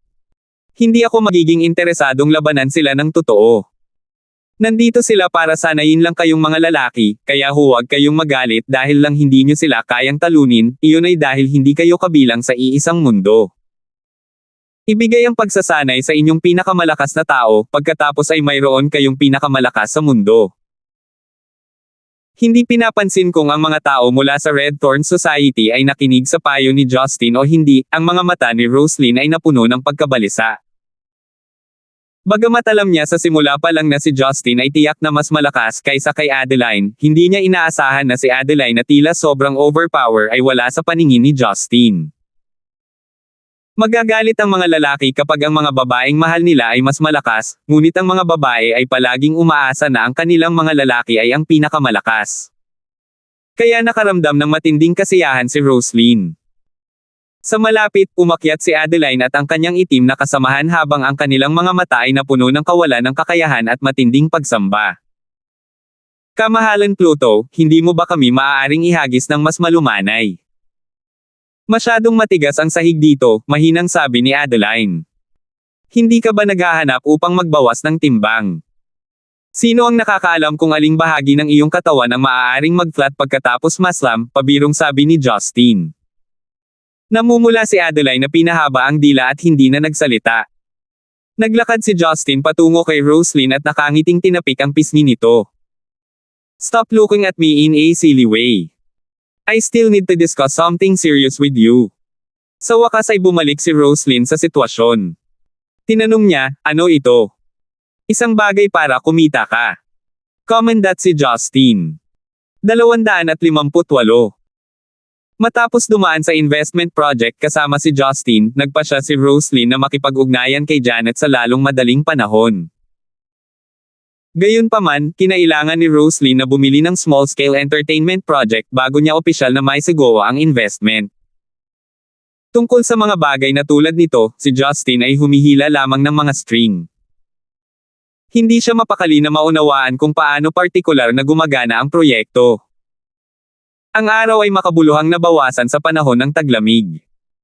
Nakatingin sa madilim na kalangitan, nagpa siya si Justin na magmaneho pabalik sa bungalow sa Dragon Garden. Pagpasok sa bahay, medyo nagulat si Justin. Inaasahan niyang makakakita siya ng mesa na puno ng iba't ibang umuusok mainit na pagkain. Gayunpaman, walang kalahating kaluluwa sa bulwagan sa kasalukuyan. Pagsara ng pinto, umakyat si Justin sa ikalawang palapag bago kumatok sa silid ni Yuna. Bumukas ang pinto, tumambad si Yuna na nakasuot ng makapal na Amerikana. Parang may sakit ang mukha niya. Sabi niya, "Young master, bumalik ka na. Anong oras na?" Sa pagtingin sa gulong-gulong si Yuna, alam ni Justin na siya ay nagkasakit. Nag-aalalang tanong niya, "Wang Ma, okay ka lang ba? Bakit pawis na pawis ka?" Buntong hininga, ang mga problemang ito ay lilito kahit na ano, kung isasaalang-alang ang aking edad. Sa palagay ko ay sipon ako kahapon ng gabi. Nakaramdam ako ng pagkahilo kaninang hapon, kaya natulog ako pagkatapos uminom ng ilang antibiotic. Halos gumaling ang aking lagnat, ngunit nakatulog pa rin ako, sabi ni Yuna. "Young master, bakit hindi kayo sabay kumain sa labas ni Miss? Wala na talaga akong lakas magluto. Nasaan si Marian?" Tanong ni Justin. Si Miss ay dapat na nagtatrabaho sa silid-aralan ngayon.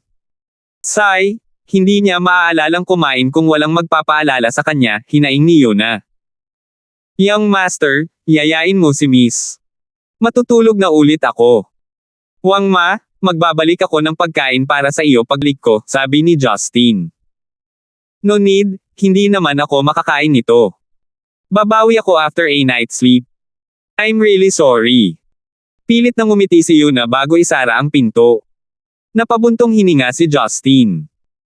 Bagamat napanatili ni Yuna ang kanyang katawan ng maayos, siya ay higit sa 50 taong gulang pagkatapos ng lahat. Hindi ito itinuturing na isang maliit na isyo kung siya ay talagang nilalamig. Pagdating sa labas ng study room, nakita ni Justin ang liwanag na lumalabas mula sa tahi ng pinto. Kumatok. Kumatok. Kumatok si Justin sa pinto. Makalipas ang ilang sandali, sa wakas ay nabuksan na ang pinto. Si Marian ay nakasuot ng pink na pijama na parang robe, na may malambot na sinturon na nakatali sa kanyang baywang. Medyo magulo ang stray hair niya. Habang nanatili siya sa study room ng mahabang panahon, medyo namumula ang pisngi niya dahil sa kakulangan ng oxygen. Ang kanyang mapanimdim at malabong mga mata ay mukhang kaibig-ibig. "Oras na ba para kumain?" tanong ni Marian. "Oo, oras na para kumain ngunit walang makakain," sagot ni Justin. "Anong ibig mong sabihin?" tanong ni Marian habang nakakunot ang noo. Ipinaliwanag ni Justin ang sitwasyon tungkol sa sipon ni Yuna. Lumitaw ang pagkabalisa sa mga mata ni Marian. Gusto niyang lumakad para kumatok kaagad sa silid ni Yuna. Hinailan ni Justin ang kanyang braso. "Sa tingin ko ay hindi magandang istorbohin si Yuna. Lalabas tayo para kumain. Lumabas ka kung gusto mong kumain. Hindi ako nagugutom." Direktang tinanggihan ni Marian ang kanyang kahilingan habang nagpupumilit siyang lumayo kay Justin. Ngumiti ng mapait si Justin. Matapos niyang hindi napigilan ang sarili na halikan ang babaeng ito noon ay hindi na siya nagpakita ng magandang ugali. "Kahit na gusto mo akong magalit, hindi mo dapat pinahirapan ang iyong tiyan, nagtatrabaho ka mula noong umuwi ka, tiyak na gutom ka ngayon," sabi niya. "Sinabi ko na hindi ako nagugutom," malamig na sabi ni Marian. "Kailangan ni Yuna ng gamot. Bibilhan natin siya kapag lalabas tayo para kumain. Hindi mo naman gugustuhing magduse pa siya, hindi ba?" Binago ni Justin ang isang paraan para kumbansihin siya. Si Marian ay mukhang nahihirapan siyang gumawa ng desisyon, ngunit nakompromiso pa rin sa huli. "Bigyan mo ako ng 5 minuto. Kailangan kong magpalit." Sa wakas ay gumaan ang loob ni Justin. Ang batang babae na ito ay hindi actress sakaling magsimula siyang pumunta sa mahirap na paraan. Hindi niya kayang harapin ang kanyang ulo, at dapat siyang harapin ng hindi direkta. Pagkaraan ng wala pang 5 minuto, lumabas si Marian mula sa kanyang silid na nakasuot ng casual na damit panglamig bago bumaba ng hagdanan. Nakasuot siya ng isang light purple na tight sweater at isang malascarf na tassel outerwear, na may light-colored slim fit na pantalon. Ang kanyang kumakaway na buhok at ang kanyang kulay snow white na balat ay mukhang kaakit-akit. Nakangiting nagtanong si Justin, "Hindi ka ba nilalamig sa suot mong ganito? Kumakain ba tayo sa labas?" tanong ni Marian. Na, hindi iyon mangyayari, sagot ni Justin. Nanatiling tahimik, lumakad si Marian sa pintuan at nagsuot ng pares ng pambabaeng sapatos na Nike. Dahil siya ay may taas na 1.7 metro, ang kanyang poster ay mukhang kaakit-akit kahit na siya ay nakasuot lamang ng sneakers. Naglalakad papunta sa garahe, nagtanong si Marian, saan tayo kakain? Anong gusto mo? Si Justin ay susunod sa kanyang desisyon. Hindi malinaw na umiling si Marian. Sabi niya, wala akong iniisip. Pupunta ako kahit ano. Pagkatapos ay magde-drive ako at susunduin ka, sabi ni Justin. Nag-alinlangan sandali si Marian, ngunit tumango pa rin sa huli. Huwag kang masyadong mabilis magmaneho. Si Justin ay hindi nang ahas na magmaneho ng masyadong mabilis. Dahil kasalukuyang nagkakaroon sila ng Cold War, kung iniinis pa niya si Marian, tiyak na mapapasabak sila sa labanan. Nagmaneho ang puting BMW patungo sa isang night market street. Hindi binalak ni Justin na kumain sa isang high-class na restaurant. Hindi dahil gusto niyang pilitin si Marian na kumain ng mga normal na pagkain, hindi lang niya gusto ang kapaligiran sa mga high-end na restaurant. Tumingin si Marian sa bintana, sa night market na puno ng mga tao habang pinag-iisipan niya ang eksena. Para sa kanya, ang mga taong ito na naghahanap buhay sa mga lansangan ay nabubuhay sa isang ganap na naiibang mundo. Ito ay hindi isang suplado o isang mapagmataas na pag-uugali. Para kay Marian, ito ay ang kanyang likas na pakiramdam. Ipinarode ni Justin ang kanyang sasakyan sa isang medyo maluwang na pampublikong parking area na napapalibutan ng iba't ibang maliliit na restaurant. Napuno ng hangin ang katikom-takom na amoy ng mga maaanghang na pagkain. Si Marian ay talagang medyo gutom. Tinanong niya, ano ang kinakain natin? Itinuro ni Justin ang isang tindahan na may signboard na Little Lobster. Nasubukan mo na ba yan dati? Munting yu lang. Ano ito? Hindi talaga alam ni Marian kung ano iyon. Doon tayo kakain ngayon, sabi ni Justin bago hinawakan ang kamay ni Marian at naglakad patungo sa restaurant. Pilit na sinubukang hilahin ni Marian ang kanyang kamay mula sa palad ni Justin. Bakit hawak mo ang kamay ko habang naglalakad? Natatakot akong makidnap ka ng mga masasamang tao. Tingnan mo, napakaraming tao ang naglalakad. Delikado talaga ang isang magandang babae na katulad mo, sabi ni Justin. Anong kalokohan ang sinasabi mo? Hindi na ako 3 taong gulang, sabi ni Marian habang patuloy na sinusubukang lumayo kay Justin ngunit hindi sapat ang kanyang lakas. Sa wakas, nakarating siya sa restaurant kasama niya. May 3 maliliit na mesa sa restaurant. Naghanap si Justin ng lugar sa tabi ng bintana at umupo sa tapat ni Marian. Lumapit ang isang batang babae na responsable sa pagtanggap ng mga order. Gamit ang banyagang accent para magsalita ng Mandarin, tinanong niya kung ano ang gusto ng dalawa. Pagkatapos tingnan ang menu, nag-order si Justin ng 2 servings ng maliliit na yulang at ilang iba pang pagkain, kabilang ang isang mangkok ng pinaghalong gulay na sopas. Hiniling din niya sa waitress na mabilis na ihatid ang mga ito. Narinig ni Marian ang iniutos ni Justin at nagulat siya. Palihim siyang nag-aaral ng pagluluto mula kay Jinky, ngunit wala siyang narinig na alinman sa mga pagkaing in-order nito. Nagtataka, tinanong niya, masarap ba ang mga pagkaing iyon? Bakit ako mag-o-order sa kanila kung hindi masarap ang lasa? Nakangiting tanong ni Justin. Nanatiling tahimik si Marian at nagsimulang tumingin sa paligid ng restaurant. Ang mga lumang mesa at upuan, sahig na gawa sa ceramic tiles na puno ng basura at maruming tubig ay pawang nakakainis sa kanya. Hindi niya maintindihan kung bakit hindi pumili ng maayos na restaurant ang kasama at sa halip ay pumunta sa isang lugar na ganito. Pagkaraan ng maikling sandali, 2 malalaking plato ng mainit at maanghang na lobster ang nakahain. Sinisinghot ang masangsang na amoy, tiningnan ni Marian ang ulam habang nakaramdam siya ng pagkahilo.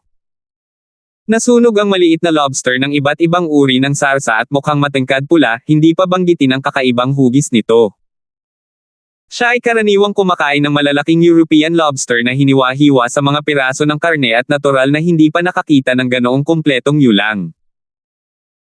Inisip ni Justin ang sarili niyang negosyo habang binabalatan niya ang shell ng yulang bago kunin ang laman sa loob gamit ang kanyang mga kamay. Sa kasiyahan sa karne, tumingin siya kay Marian na nag-aalangan na kumain. Nakatingin lang ito sa kanya habang nakakunot ang noo. Ano ito? Hindi mo ba gusto ang lobster? Tanong niya. Ito. Paano ko kakainin ito? Nagulat si Justin. Tingnan mo kung paano ako kumain at sumunod. Simple lang. Hindi ka ba nakakaramdam ng maruming pagkain gamit ang iyong mga kamay ng direkta? Hindi matanggap ni Marian ang paraan ng pagkain niya. Pagkatapos sabihin sa akin kung paano ako dapat kumain. Kung hindi ako dapat magbalat gamit ang aking mga kamay, mas mabuti bang gamitin ko ang aking mga paa? Nakangiting tanong ni Justin habang nakaramdam siya ng kawalan. Dapat kang gumamit ng sterile gloves man lang, sabi ni Marian. Hindi ito star-rated na restaurant. Kumain ka kahit anong gusto mo at huwag masyadong mapili. Ang aming mabigat na boss Lysander, hindi ka ba marunong magbalat ng lobster? Labis na inis si Marian. Kung hindi dahil sa lalaking ito na nagdala sa kanya dito, hindi niya kailangang titigan ang kanyang pagkain at walang gagawin. Nang makaramdam ng hamon, ginamit ni Marian ang kanyang mga kamay upang pumulot ng yulang at nagsimulang gayahin ang mga kilos ni Justin. Gayunpaman, ang shell ay hindi patag at makinis. Isang medyo matalim na bahagi ng shell ang nagbuta sa kanyang malambot na daliri na parang karayom. Mabilis na ibinaba ni Marian ang yulang bago hinawakan ang kanyang daliri upang tingnan. Nagsimula itong magdugo. Dahil may hot sauce din ang sugat niya, halos mapaiyak siya sa sobrang sakit. Nasaksihan ng sitwasyon, mabilis kinuha ni Justin ang ilang tissue paper. Ano ang iyong minamadali? Gawin ito ng dahan-dahan, sabi niya. Pakiramdam ni Marian ay nagkasala. Gaano karaming kasamaan ang ginawa ko sa mga nakaraang buhay ko para maging karapat-dapat sa gayong pagtrato, upang makilala ang lalaking ito.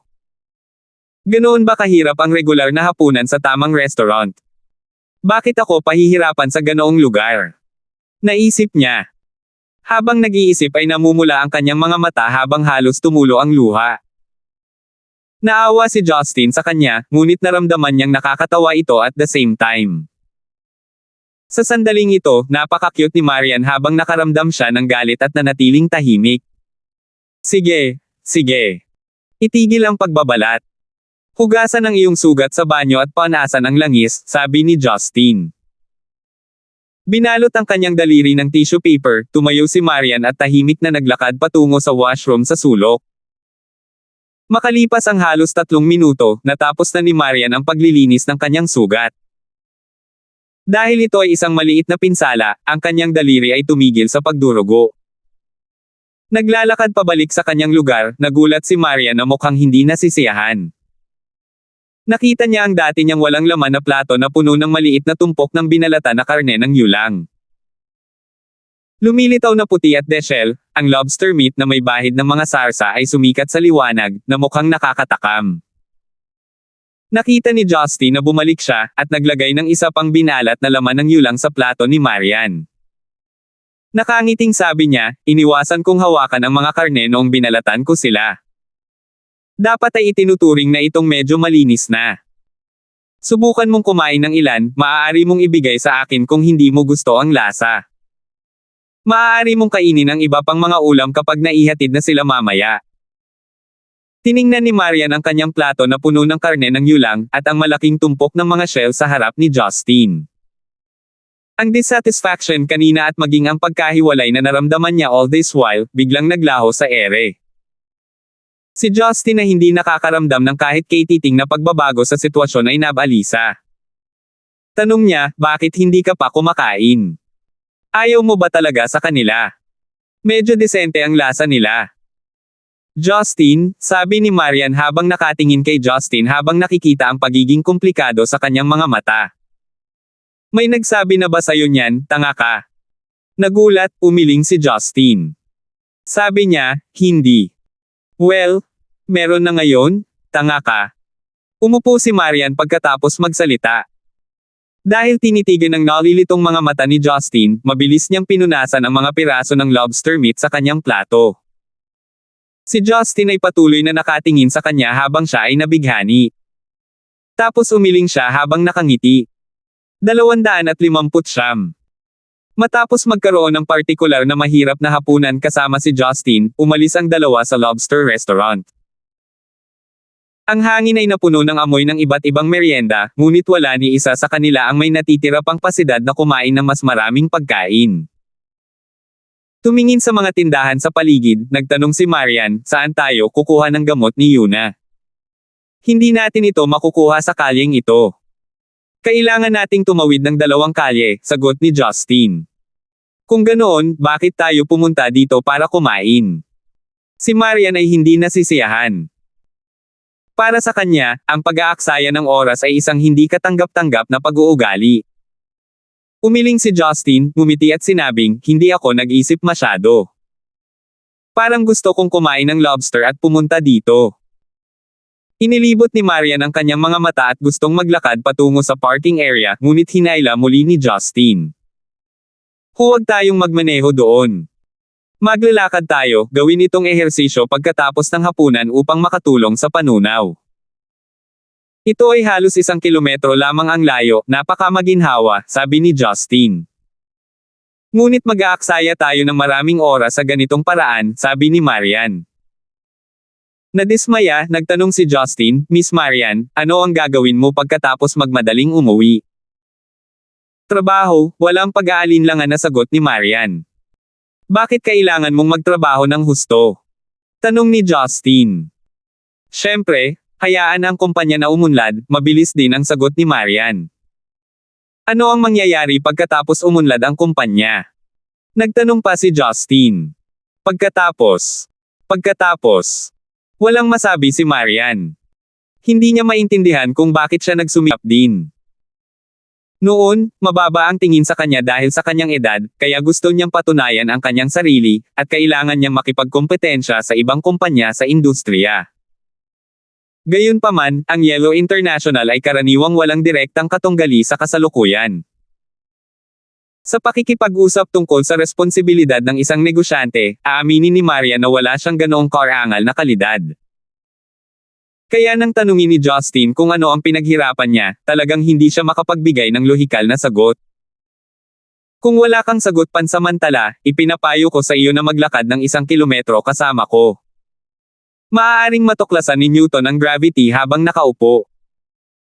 Stupid girl, hindi ka kasing talino ni Newton, ngunit ang paglalakad ng ilang sandali ay tiyak na mas mahusay kaysa sa pag-upo niya. Ang buhay ay nakasalalay sa pag-eehersisyo. Nagluwa si Justin ng maraming kalokohan bago hinayla si Marian para maglakad sa kalye. Pagkaraan ng ilang sandali, sa wakas ay nalaman ni Marian kung ano ang mali sa pahayag ni Justin. Stupid girl lang ba ang tawag mo sa akin? Seryoso ang ekspresyon ni Justin. Tignan mo, ang bagal mo mag-react. Ano ka kung hindi ka stupid girl? Tinalikuran ni Marian ang kanyang ulo at hindi pinansin ang kanyang walang hiyang lalaki.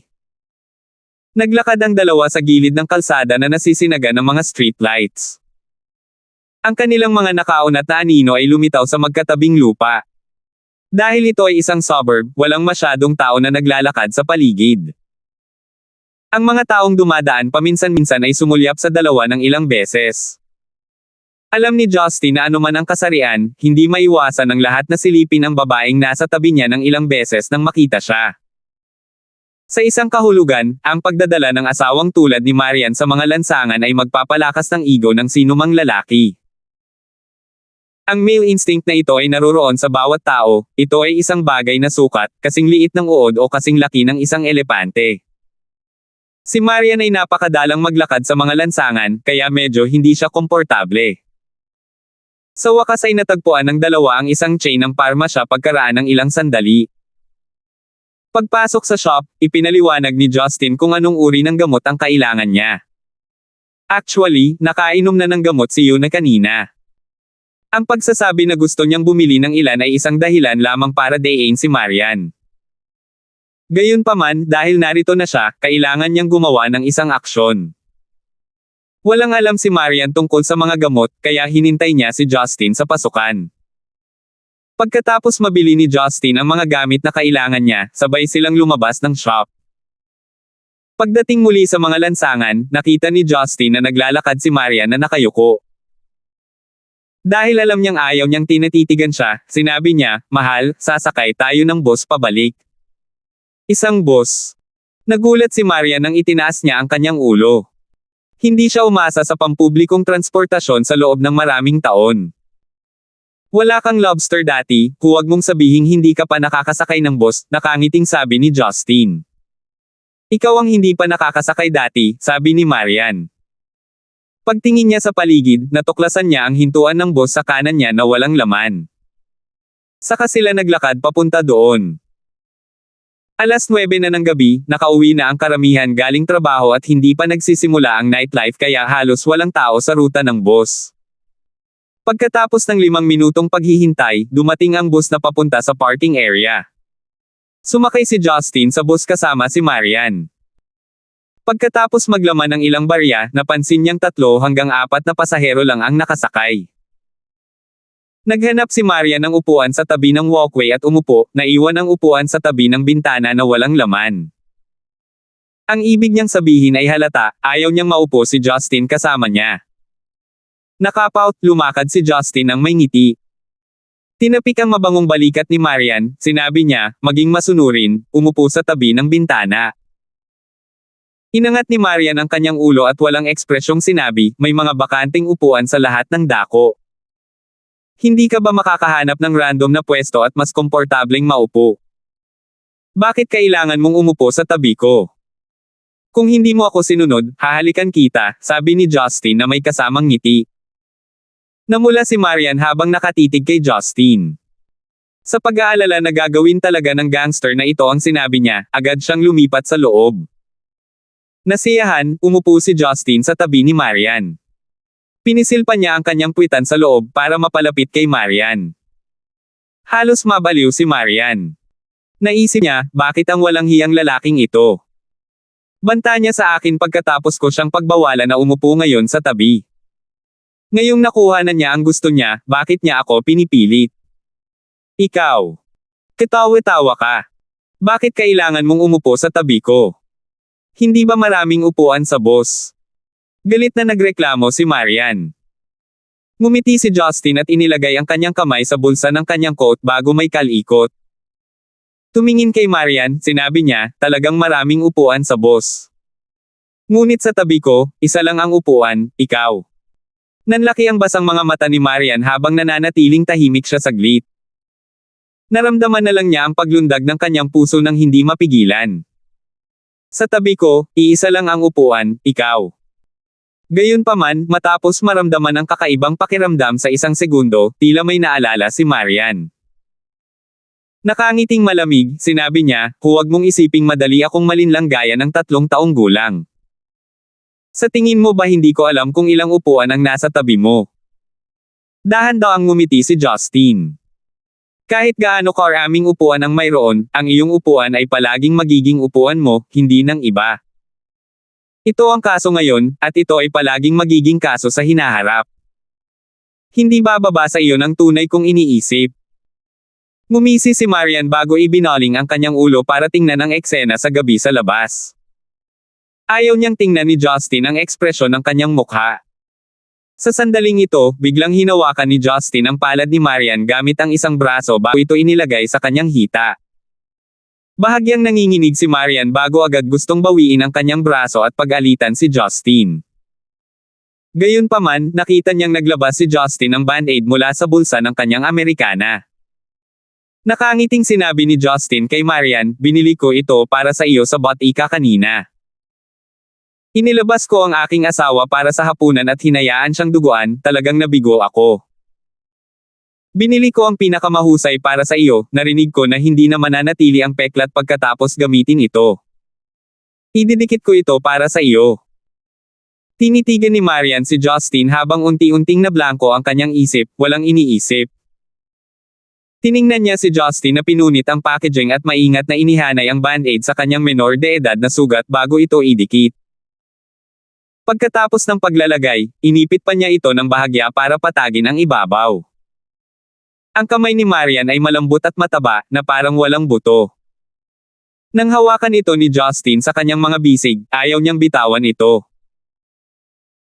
Hindi pa rin puwersahang binawi ni Marian ang kanyang kamay, kaya sinamantala ni Justin ang sitwasyon habang hinahaplos niya ang kanyang palad gamit ang kanyang mga kamay. Hinaplos at minasa ang kanyang kamay, sinabi ni Justin, ang band-aid na ito ay tiyak na parang dekorasyon din. Kahit papaano ay maganda ito sa kamay ng aking asawa. Sa wakas ay nagising si Marian at binawi ang kanyang kamay. Iniisip kung paano ito hinaplos ni Justin kanina, na mula ang mga pisngi ni Marian dahil sa kahihiyan. Gusto niyang maghanap ng butas na mapagtatagwan, at basagin pa ang bintana bago tumalon. Huwag mong gawin ito sa susunod, hindi alam ni Marian ang gagawin.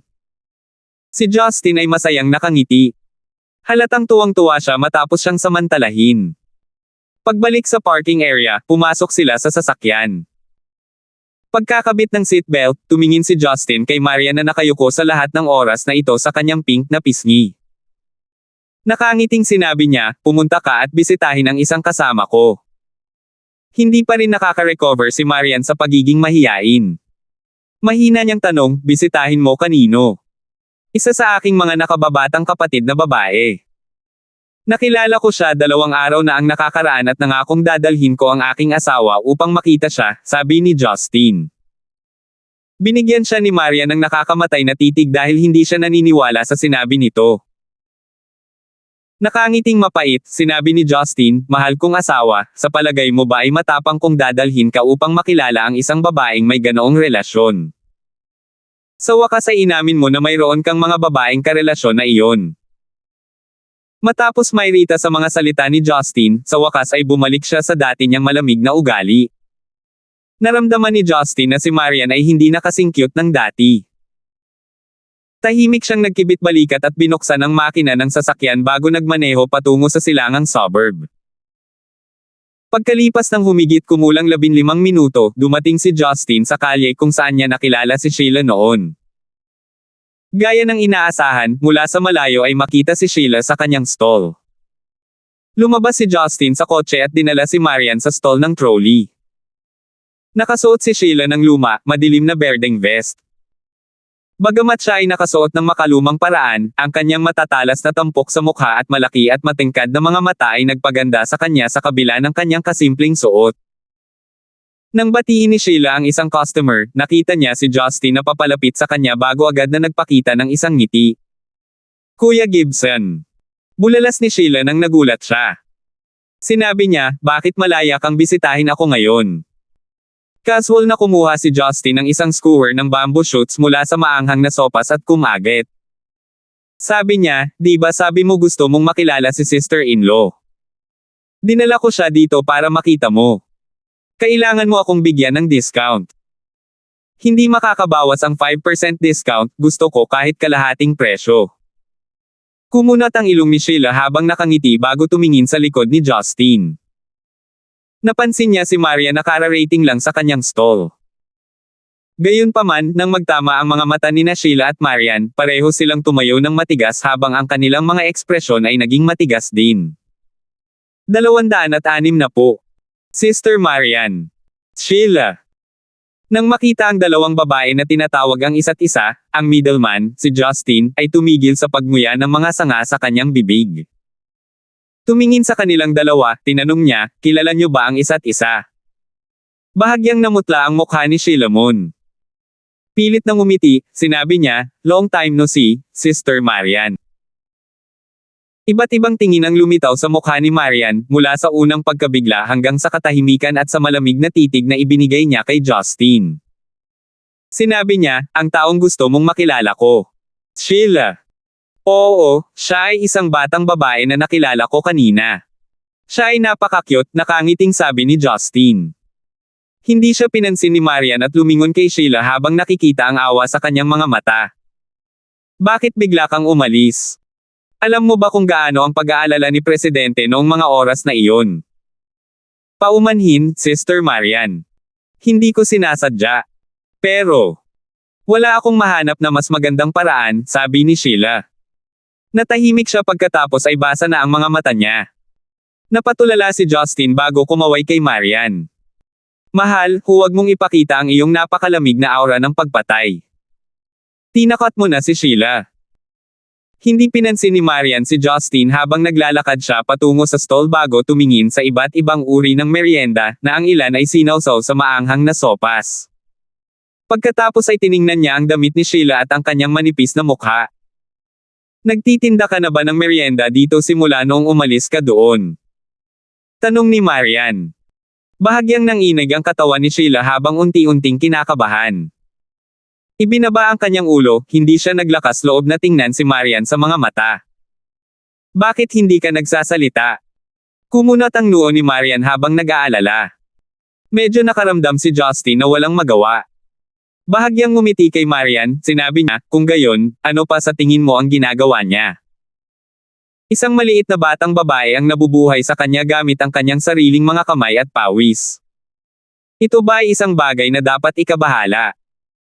Itinaas ni Sheila ang kanyang ulo habang nakatingin kay Justin ng may pasasalamat. Bumalik sa normal ang ekspresyon ni Marian. Tanong niya, mukhang kilala mo na siya. Alam mo ba kung saan ko nakilala si Sheila, o gaano ko na siya katagal nakilala?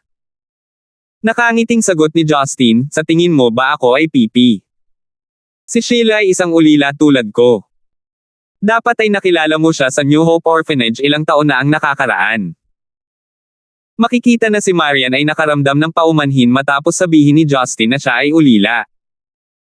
Malumanay niyang sinabi, hindi iyon ang ibig kong sabihin. Nakilala ko si Sheila noong narito pa sina mama at lola. Napakabata pa niya noon. Noong 15 taong gulang siya, umalis siya sa lugar ng walang sinasabi, nag-iiwan lamang ng isang liham. Nag-alala talaga ang presidente para sa kanya sa napakatagal na panahon. Palagi kong iniisip na iniwan na niya si Stonegate, wala pa rin akong kasama. Paumanhin, ngunit hindi ko talaga kayang manatili doon at patuloy na abalahin si Pangulong Lola, sabi ni Sheila. Naaawa talaga ako sa mga nakababatang kapatid noong nanatili ako sa kanila. Tip ni Master, baka pinaghalo ko na ang gender ni President Cho ilang chapters ago. Paumanhin. Pero hindi ka dapat umalis ng tahimik. Alam mo ba kung gaano ka-depress si President Cho? Tanong ni Marian. Ibinaba ni Sheila ang kanyang ulo at nanatiling tahimik. Nakakunot ang noo, sinabi ni Justin, huwag na nating pag-usapan ang mga bagay na lumipas na. Ang pag-uusap tungkol dito ay higit pa sa sapat.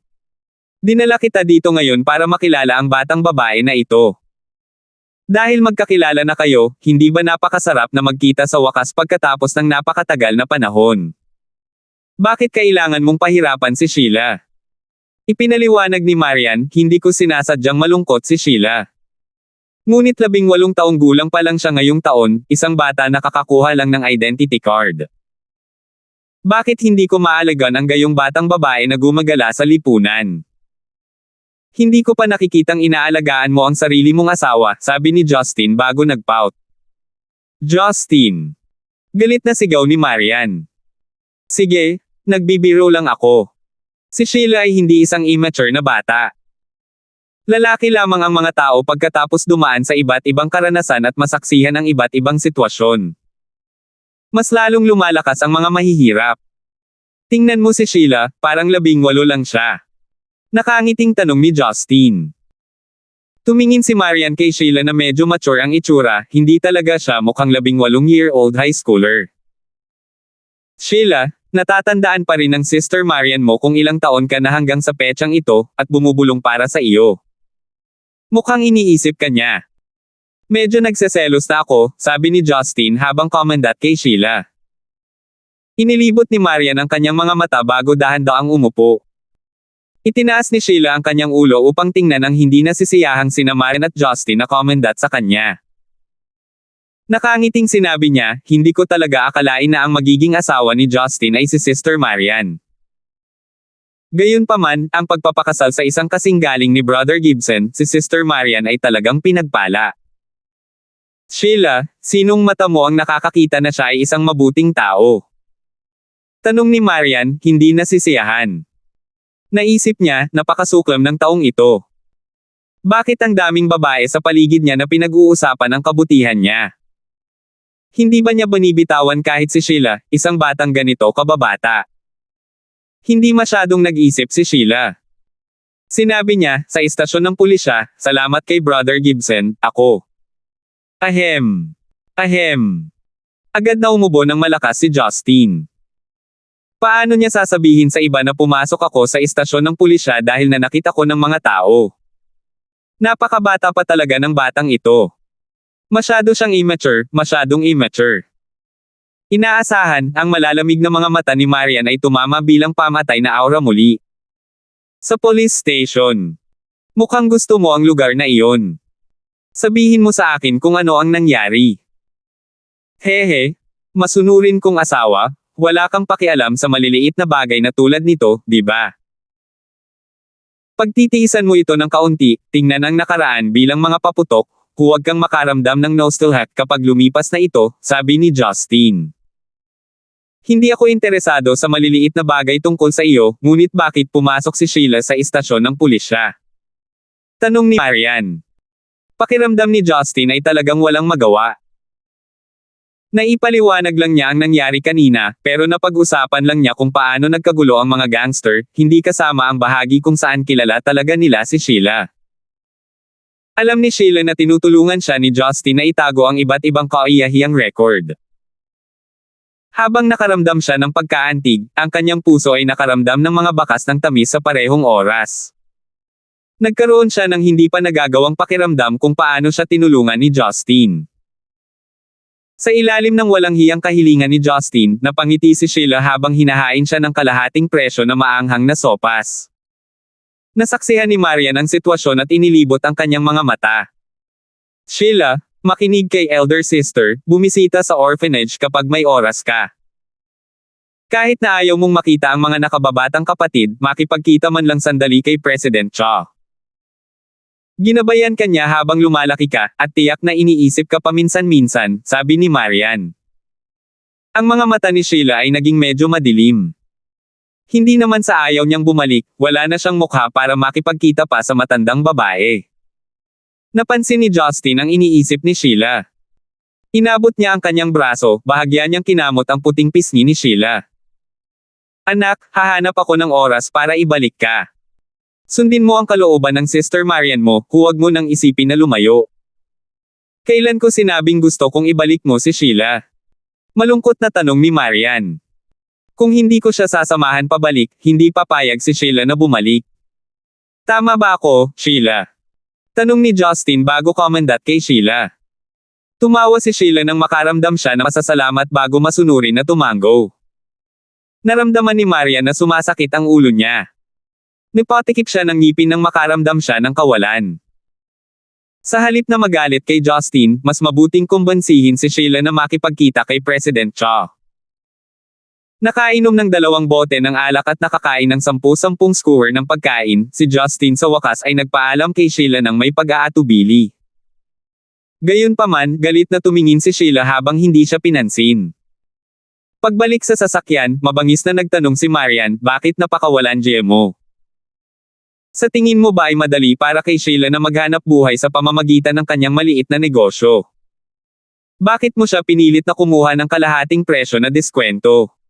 Kumain at uminom ka pa nga ng marami. Stupid girl, nagagalit lang si Sheila para guluhin ako. Ang ginawa ko lang ang magpapalapit sa atin. Magtiwala ka sa akin, paliwanag ni Justin. Huwag mo akong tawaging stupid girl. Halos himatayan si Marian.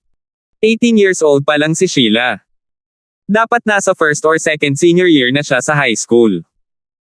Bakit hindi mo paalisan ang ganoong batang-bata? Ano ang iniisip mo? Talagang gusto ko ang batang ito, nakikita ko siya bilang aking nakababatang kapatid na babae, sabi ni Justin na may mapait na ngiti. Mayroon ka bang nakababatang kapatid na babae? Malamig na ngumiti si Marian. Sumagot si Justin, syempre. Sa susunod na buwan, pupunta sa Stonegate ang pangatlong nakababatang kapatid ng asawa ng aking unang tiyahin, ang anak ng apo ng tiyuhin, pati na rin ang malayong pinsan ko. Maaaring nasa Stonegate pa siya ng napakatagal at mananatili siya sa aming tahanan sa oras na iyon. Bilang kanyang hipag, maaari kang maging handa sa pag-iisip. Napatulala si Maria ng labis na nalilito ang kanyang isip. Teka. Kanino-kaninong anak ang sinasabi mo? Sa madaling salita, darating ang aking pinsan na kapatid na babae. Hilingin kay Yuna na maghanda ng isang bakanteng silid ng mas maaga, upang maiwasan ang isang huling minutong kaganapan sa oras na iyon, sabi ni Justin. Bakit ko pahihintulutan ang malayo at halos hindi ka mag-anak mong pinsan na manatili sa aking bahay? Galit na tanong ni Marian. Hindi ba tayo mag-asawa? Mukha ba tayong isa? Tanong ni Marian habang malamig na nakangiti. Nag-isip si Justin.